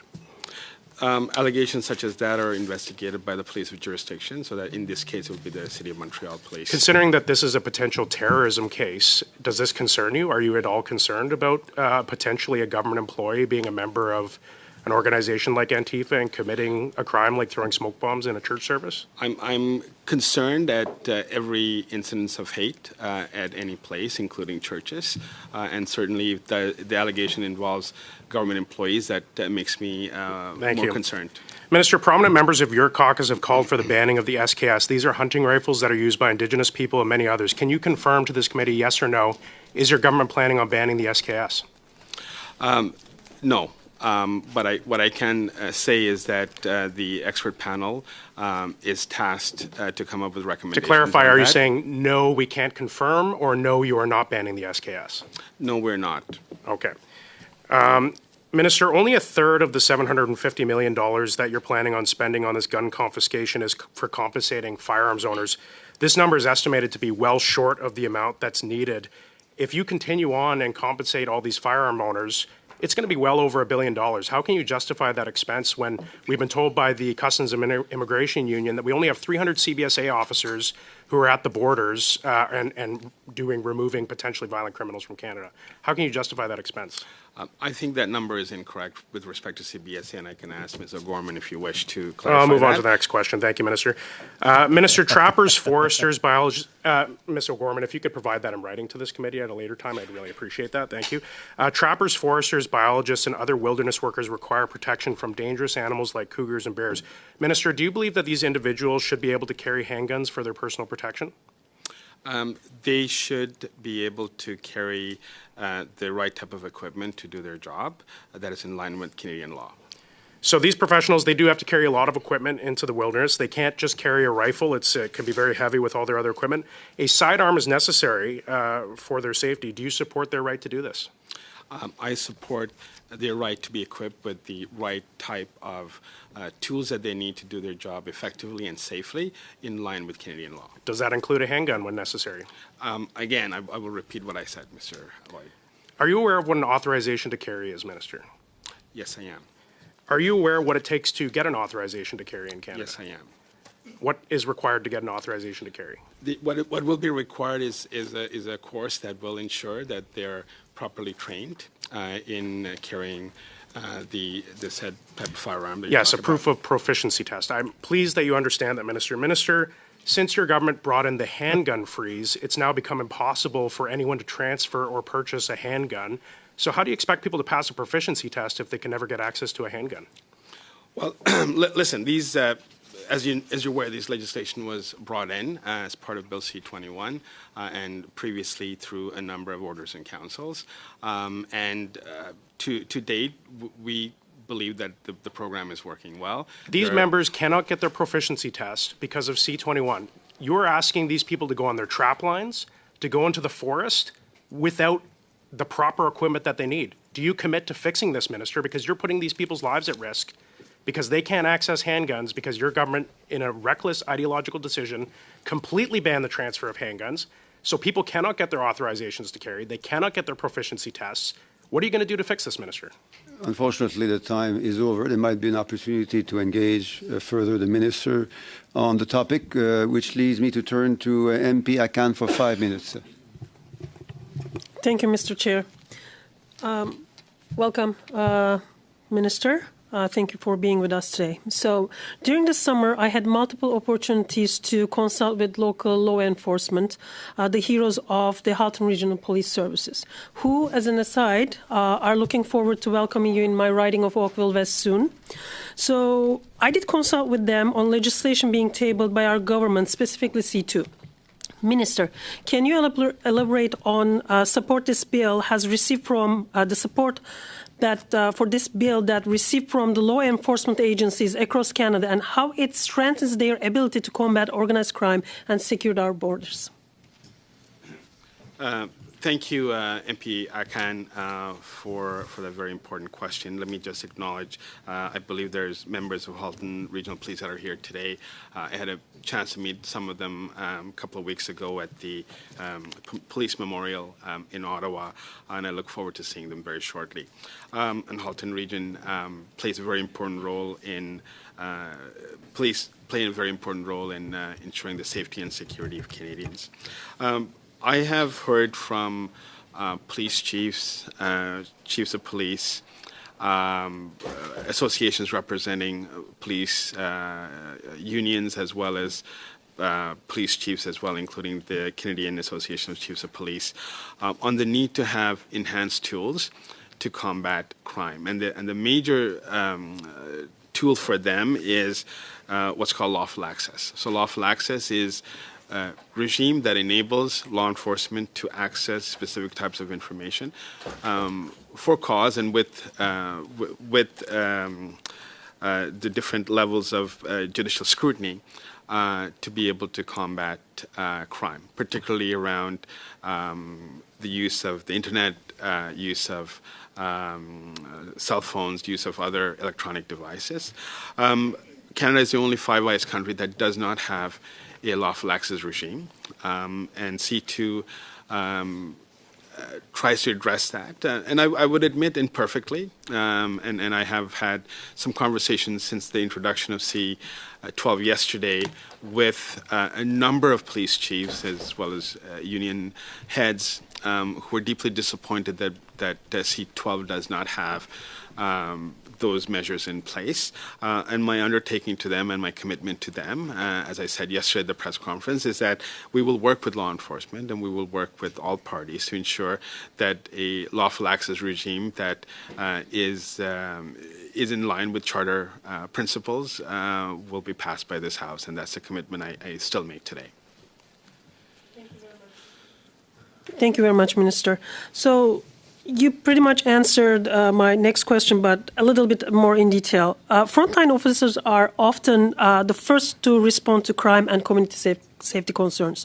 So could you please speak to how insights and experiences that have been collected through consultations, including the ones that our respective offices have been working together on and are being incorporated into decision-making process, particularly in the development of the legislations C2 and, as you mentioned now, the C12 for broader public safety strategies. Also, can you elaborate on the current situation with the bill C2 and C12?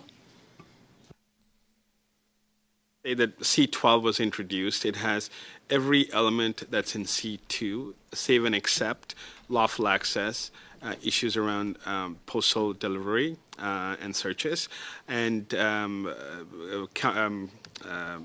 money laundering of $10,000. So those, except those three elements, C2 and C12 are very similar legislations with identical provisions.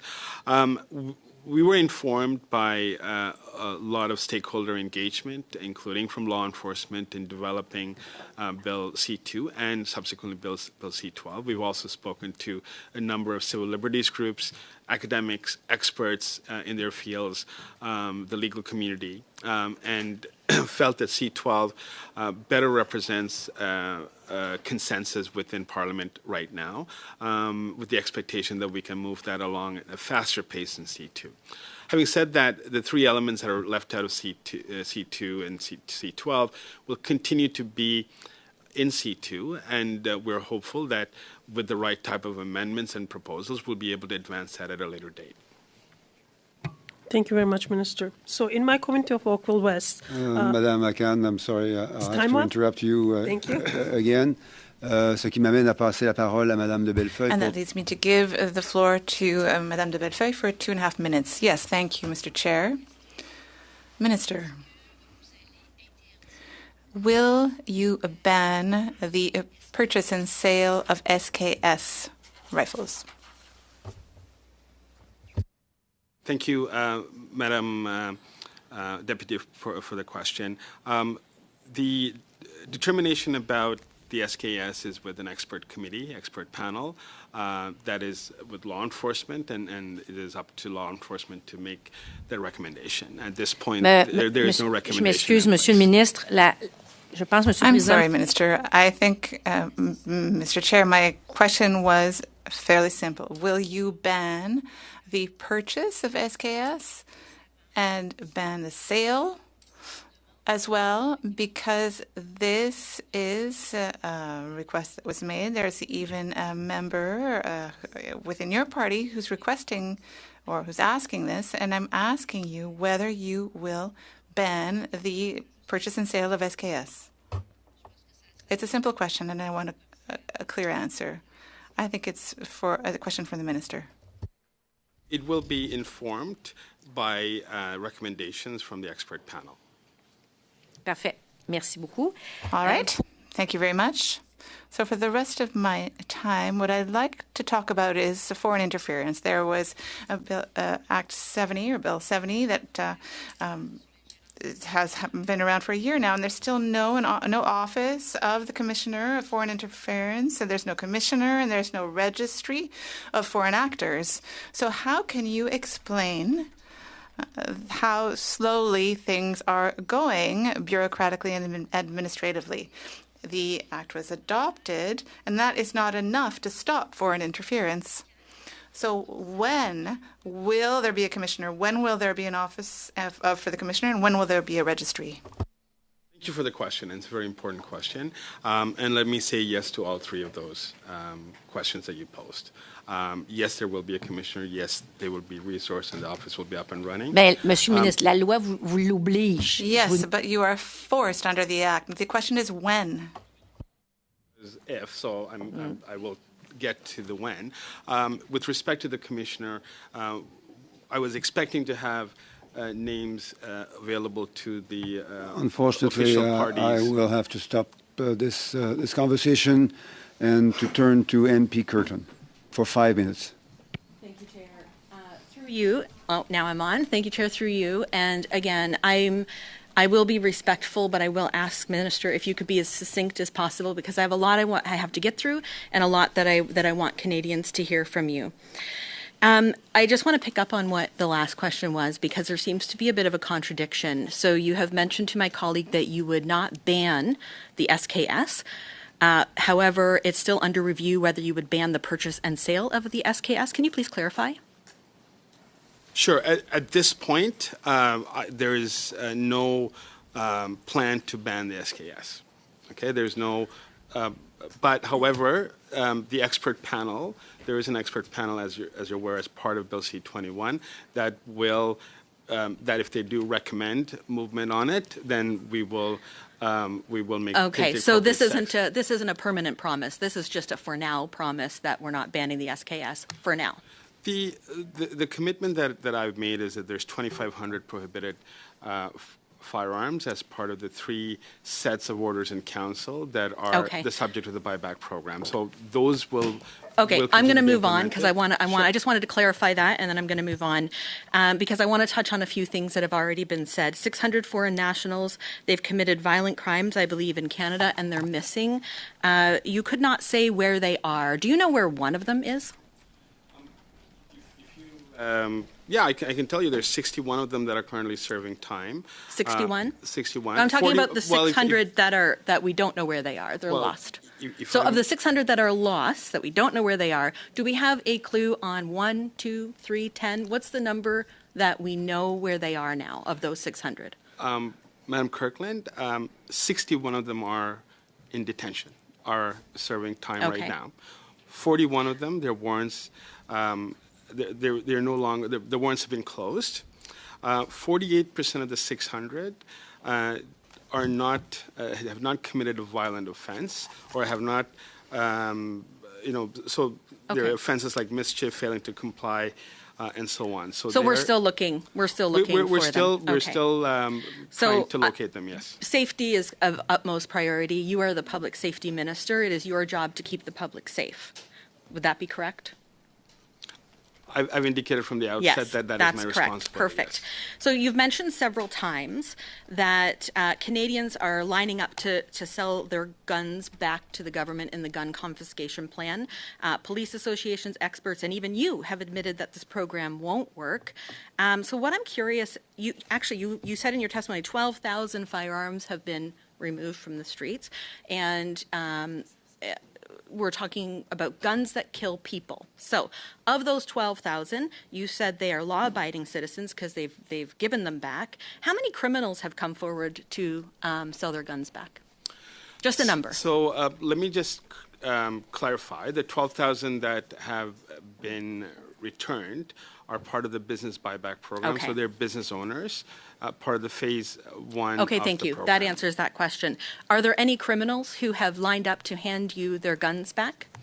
We don't typically do criminal background checks on the returns. Oh, I see. So do you really believe any criminal will hand over an illegally obtained gun that was used in a crime or that is being planned to use to hurt people? Do you believe it? It's just a simple yes or no? The compensation program is meant to ensure that over 180,000 prohibited firearms, which includes AR-15s. I'm sorry, I have to interrupt, sir. Well, sir, you're not MP answering Kirkland, the question. I'm sorry I have to interrupt too.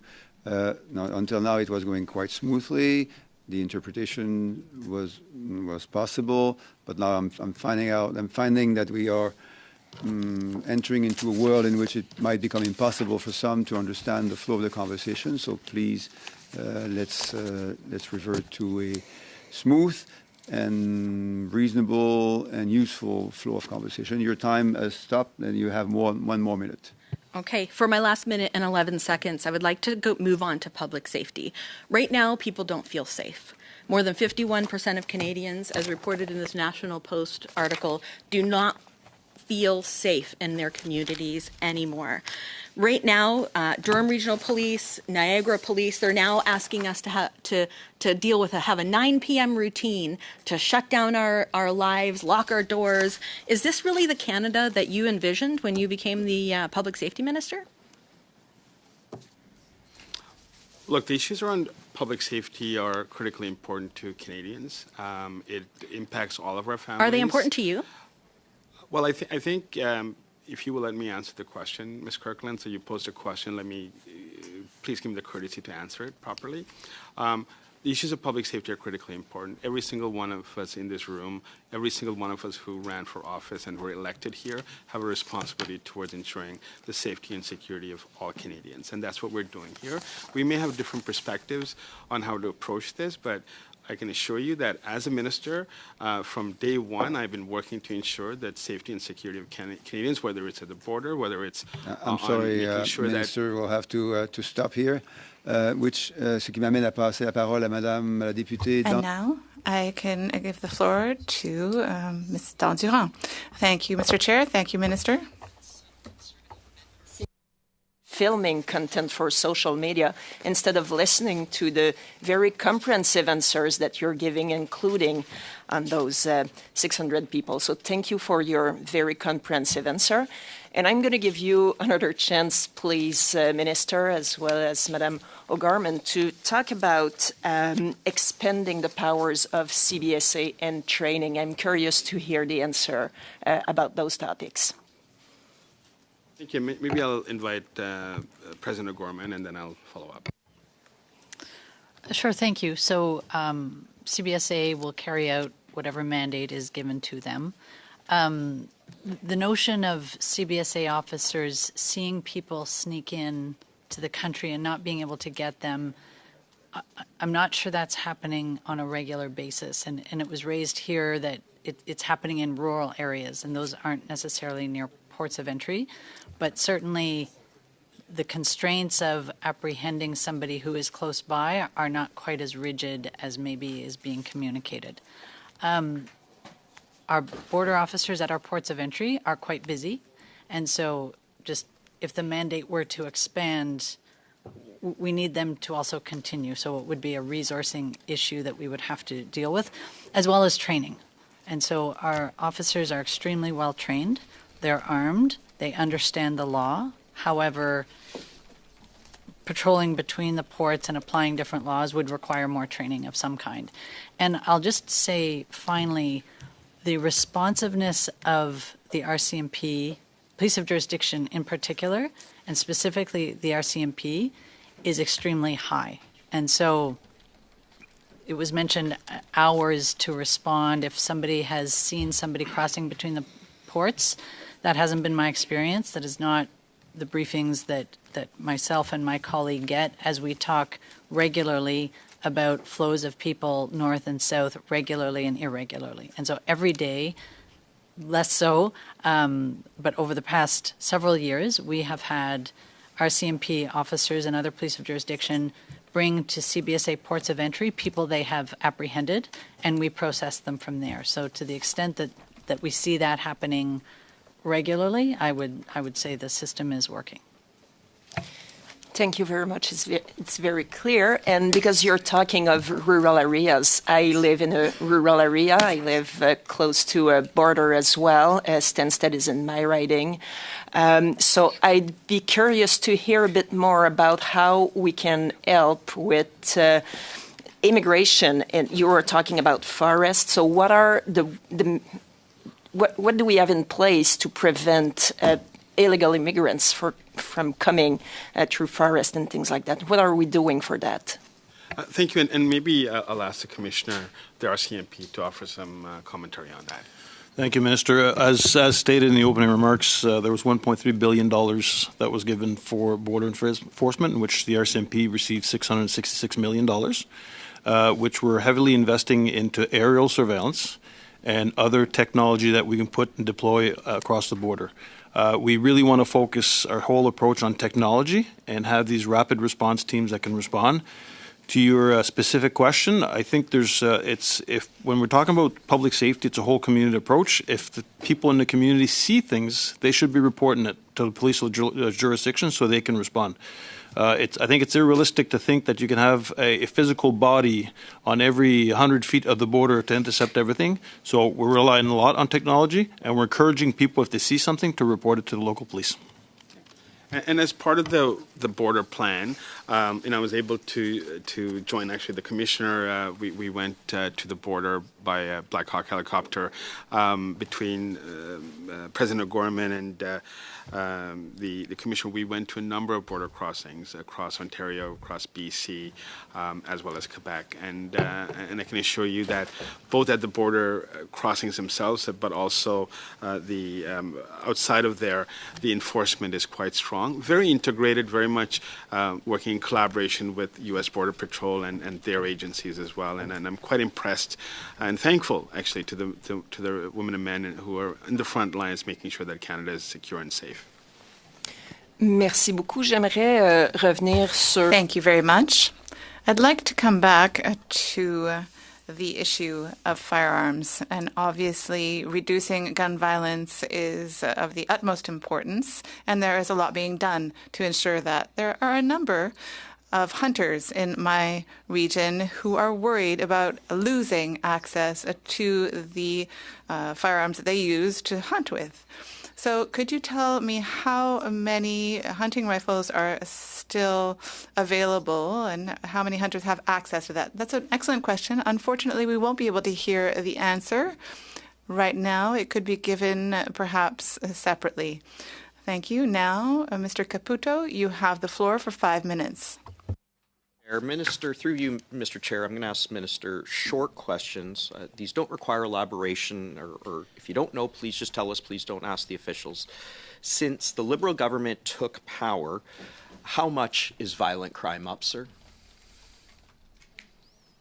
Well, I can assure the member that crime overall is generally on the downward trend across Canada.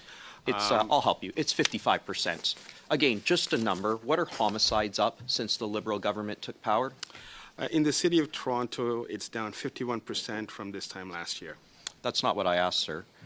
I asked how much homicides are up. 29% since your government took power. What about sexual assaults? What are they up since your government took power? Just a number, please. Mr. Caputo, this is not a test. Okay, so let me just suggest that overall, the general trend of crime has been going down. Having said that, I think there's a lot of work that we need to do. There are areas that are of concern, and as a government, we're bringing forward legislation to strengthen issues such as bail. Minister, I asked for numbers. Okay, you are the minister, so with all due respect, we can ask these questions on behalf of Canadians and do it in good faith. What's extortion up since your government took power? Just a number, please. Again, let me just say that overall, there's some type of crimes that are on the uptick. 330%, Minister.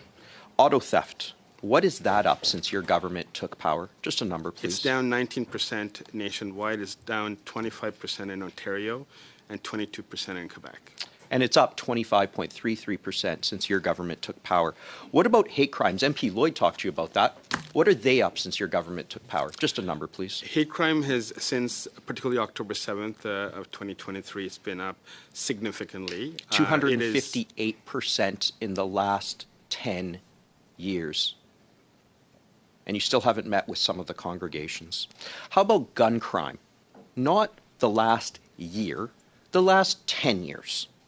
What is it up, Minister? Just a number, please. Well, let me suggest, Mr. Caputo, if you're serious about ensuring the safety and security of Canadians and addressing issues of gun crimes. That's not what I asked, We need to have a holistic approach. Minister, Mr. Caputo. Careful, please, Mr. Caputo. I'm going to say it in French this time. We are starting to slide a little bit. We have to avoid having an overlap of conversations because then it's impossible for the interpreters to work. Prosecuted gun crimes on a number of occasions. Please, I understand the impacts of gun crimes. I've looked victims in the eye. Victims who I think will want to know that the minister knows that gun crime has soared 130% since Liberals took office. How about Mr. Caputo, no, I'm asking the question here, Minister. This is my time on behalf of Canadians to ask questions, sir. How about in Toronto? Total violent crime. How much is it up since 2015?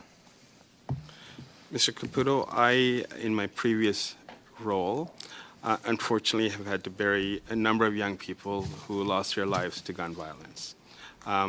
There isn't a person in this room that will say that gun violence of any form is acceptable. What we need to do here in this Parliament and this committee and across party lines is to have a mature conversation about the impacts of guns.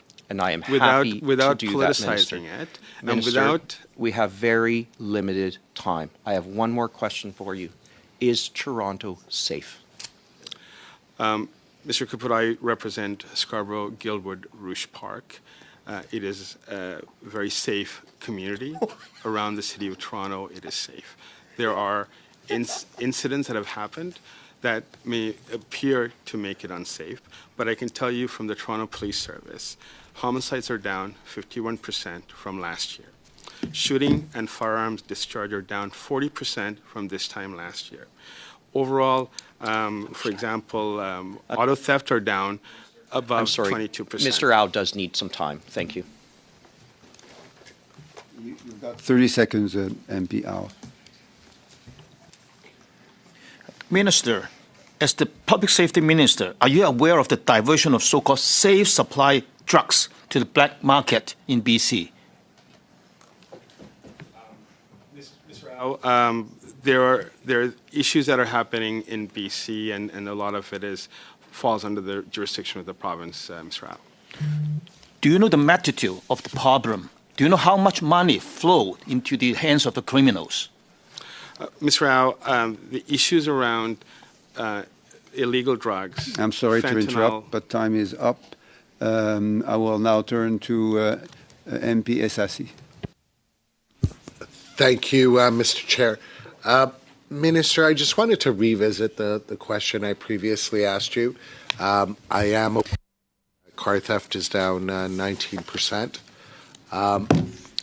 but I would hope that those numbers do improve. And I say this as someone who represents a riding where it has been very, very widespread. Of course, I'm talking about car theft. So as things do proceed, do you see those numbers hopefully improving? Because I'd like to share some good news with my constituents, and anything you could share with us would be very much appreciated. Thank you, Mr. Essasi. And let me just point out a couple of things, right?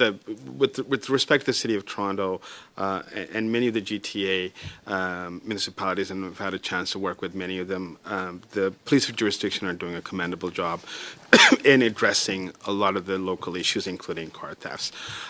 Over the years, funding for policing have not kept up with the demands of policing and the evolving nature of what police have to do today, which includes mental health issues around drugs, issues around addictions.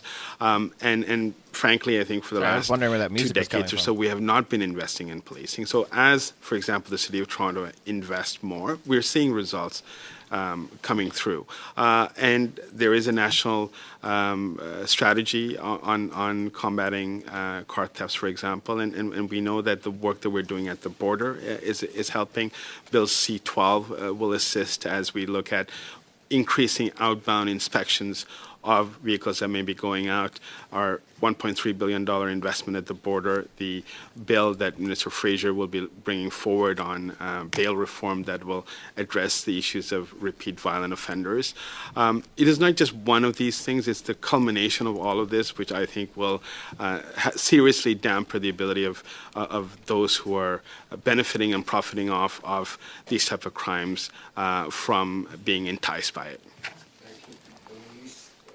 Say that we've seen an underinvestment over the course of the past 20 years. This is underinvestment by municipalities or by the provinces? Look, it's very much at the local level, and granted, like even in the federal side, I think probably the commissioner would say we should have been investing more, and the commitment we've made is to be adding 1,000 new RCMP personnel to the federal policing, as well as 1,000 new CPSA officers. But I think there's a growing realization that, especially municipalities, in order to ensure the safety and security of its citizens, do need to invest. And the City of Toronto is a perfect example. I was reading over 500 new officers have been hired, and I think that bodes well, I think, for the security concerns of many of its citizens. Thank you. I'll be sharing the remainder of my time with MP Khan. Thank you, Mr. SSC. So, Minister, in my community of Oakville West, organized crime, including auto theft and home invasions, is a concern for many constituents. I have had numerous conversations at the doors about these incidents, and although there is a decline in the numbers, I always say the crime is not a partisan issue, and even a little crime is still crime. So, Minister, could you please speak to the success of the National Crime Prevention Strategy in addressing these types of organized and violent crimes? Look, I think the overall issue, and I said this at the outset, is that the general trend towards crime is lower across Canada. Certain types of crimes are still trending up.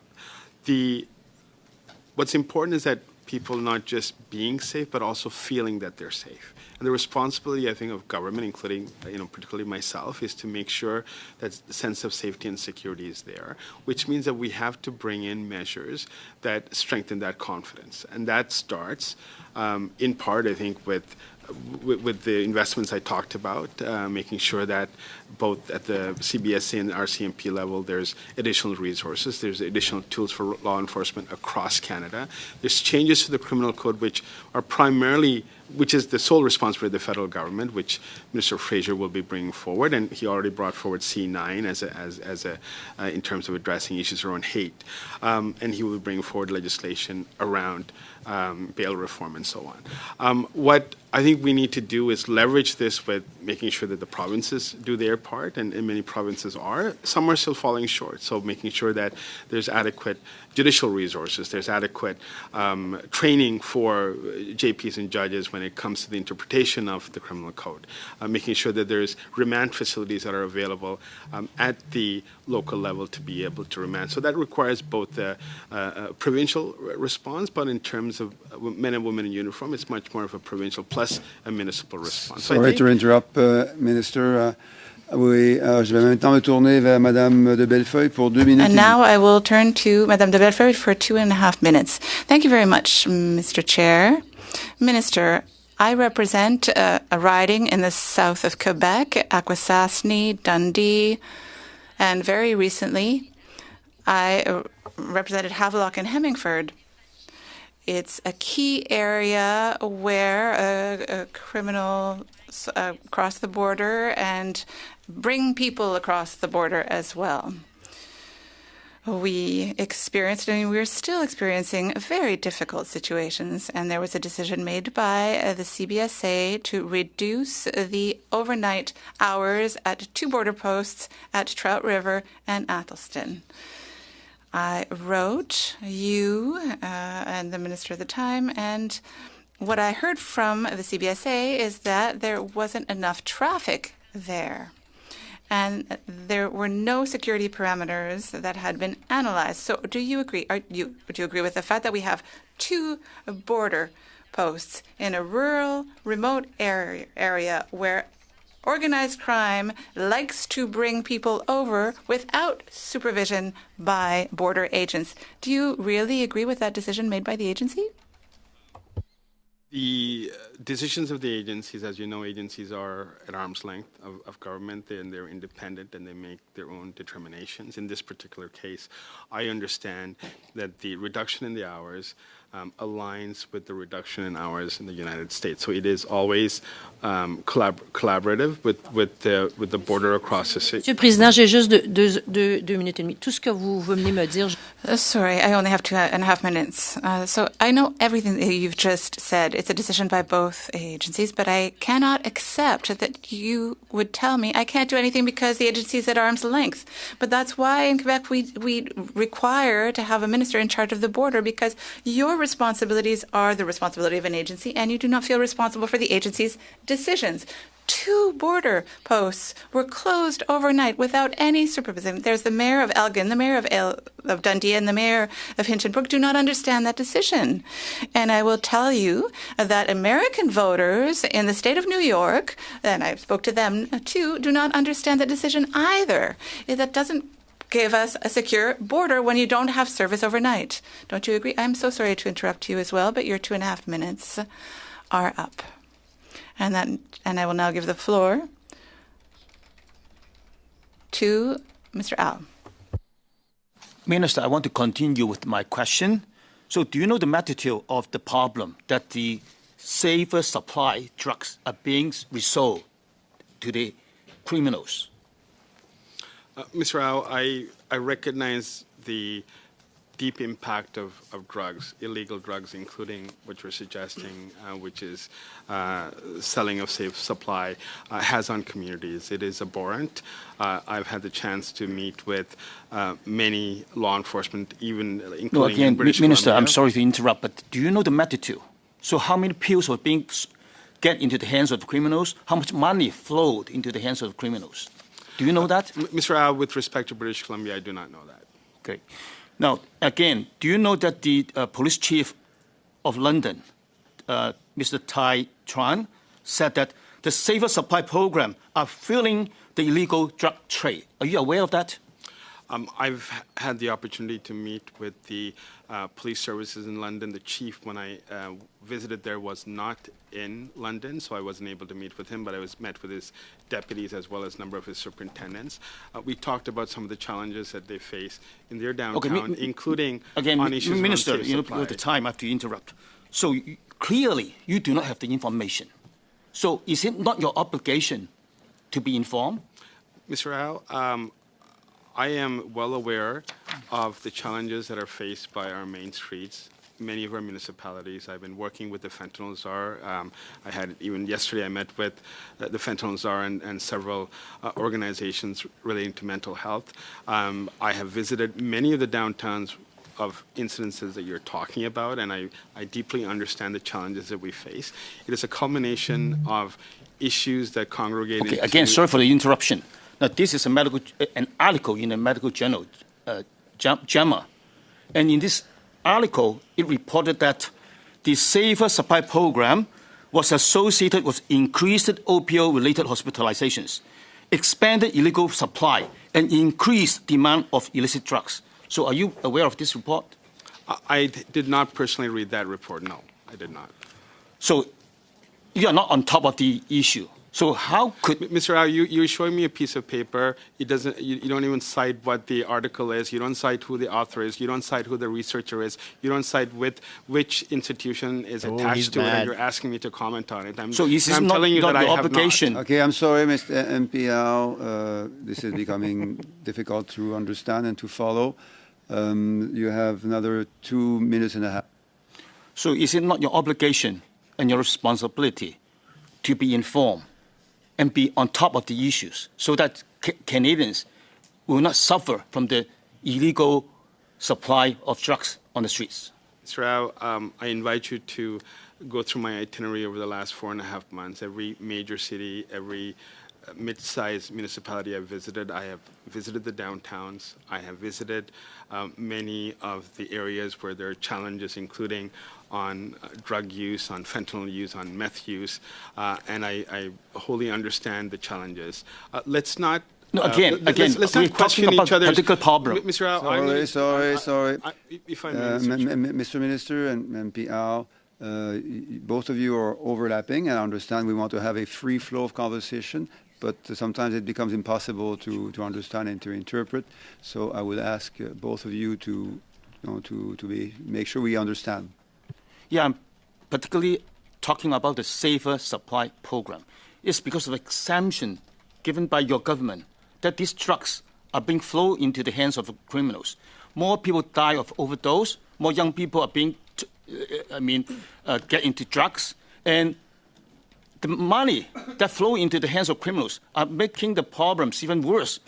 And the Canadians are feeling that they are not being safe in their community. So how could you not take responsibility? Mr. Rao, you're talking about a program that is run by the provinces. Safe Supply is not that's run by the federal government or authorized by the federal government. It is at the request of the provinces that these programs run. I will take responsibility for a lot of things, Mr. Rao, but I'm not taking responsibility for something that the province is responsible for. What I do want to talk about, if I may, is... So again, sorry to interrupt, I would pass on the time to my colleague, Mr. Gill. Unfortunately, there are only 10 seconds left, MP Gill, so I doubt there will be an answer. Well, I'll make it very straightforward question here. Do you know the leading cause of death for children in BC? Look, I think there are a lot of things happening, but I know fentanyl is amongst the top. Yes, so I'm sorry to interrupt, but that's all the time we got for that second to last round, which leads me to ask to invite MP Ramsey to close our witness.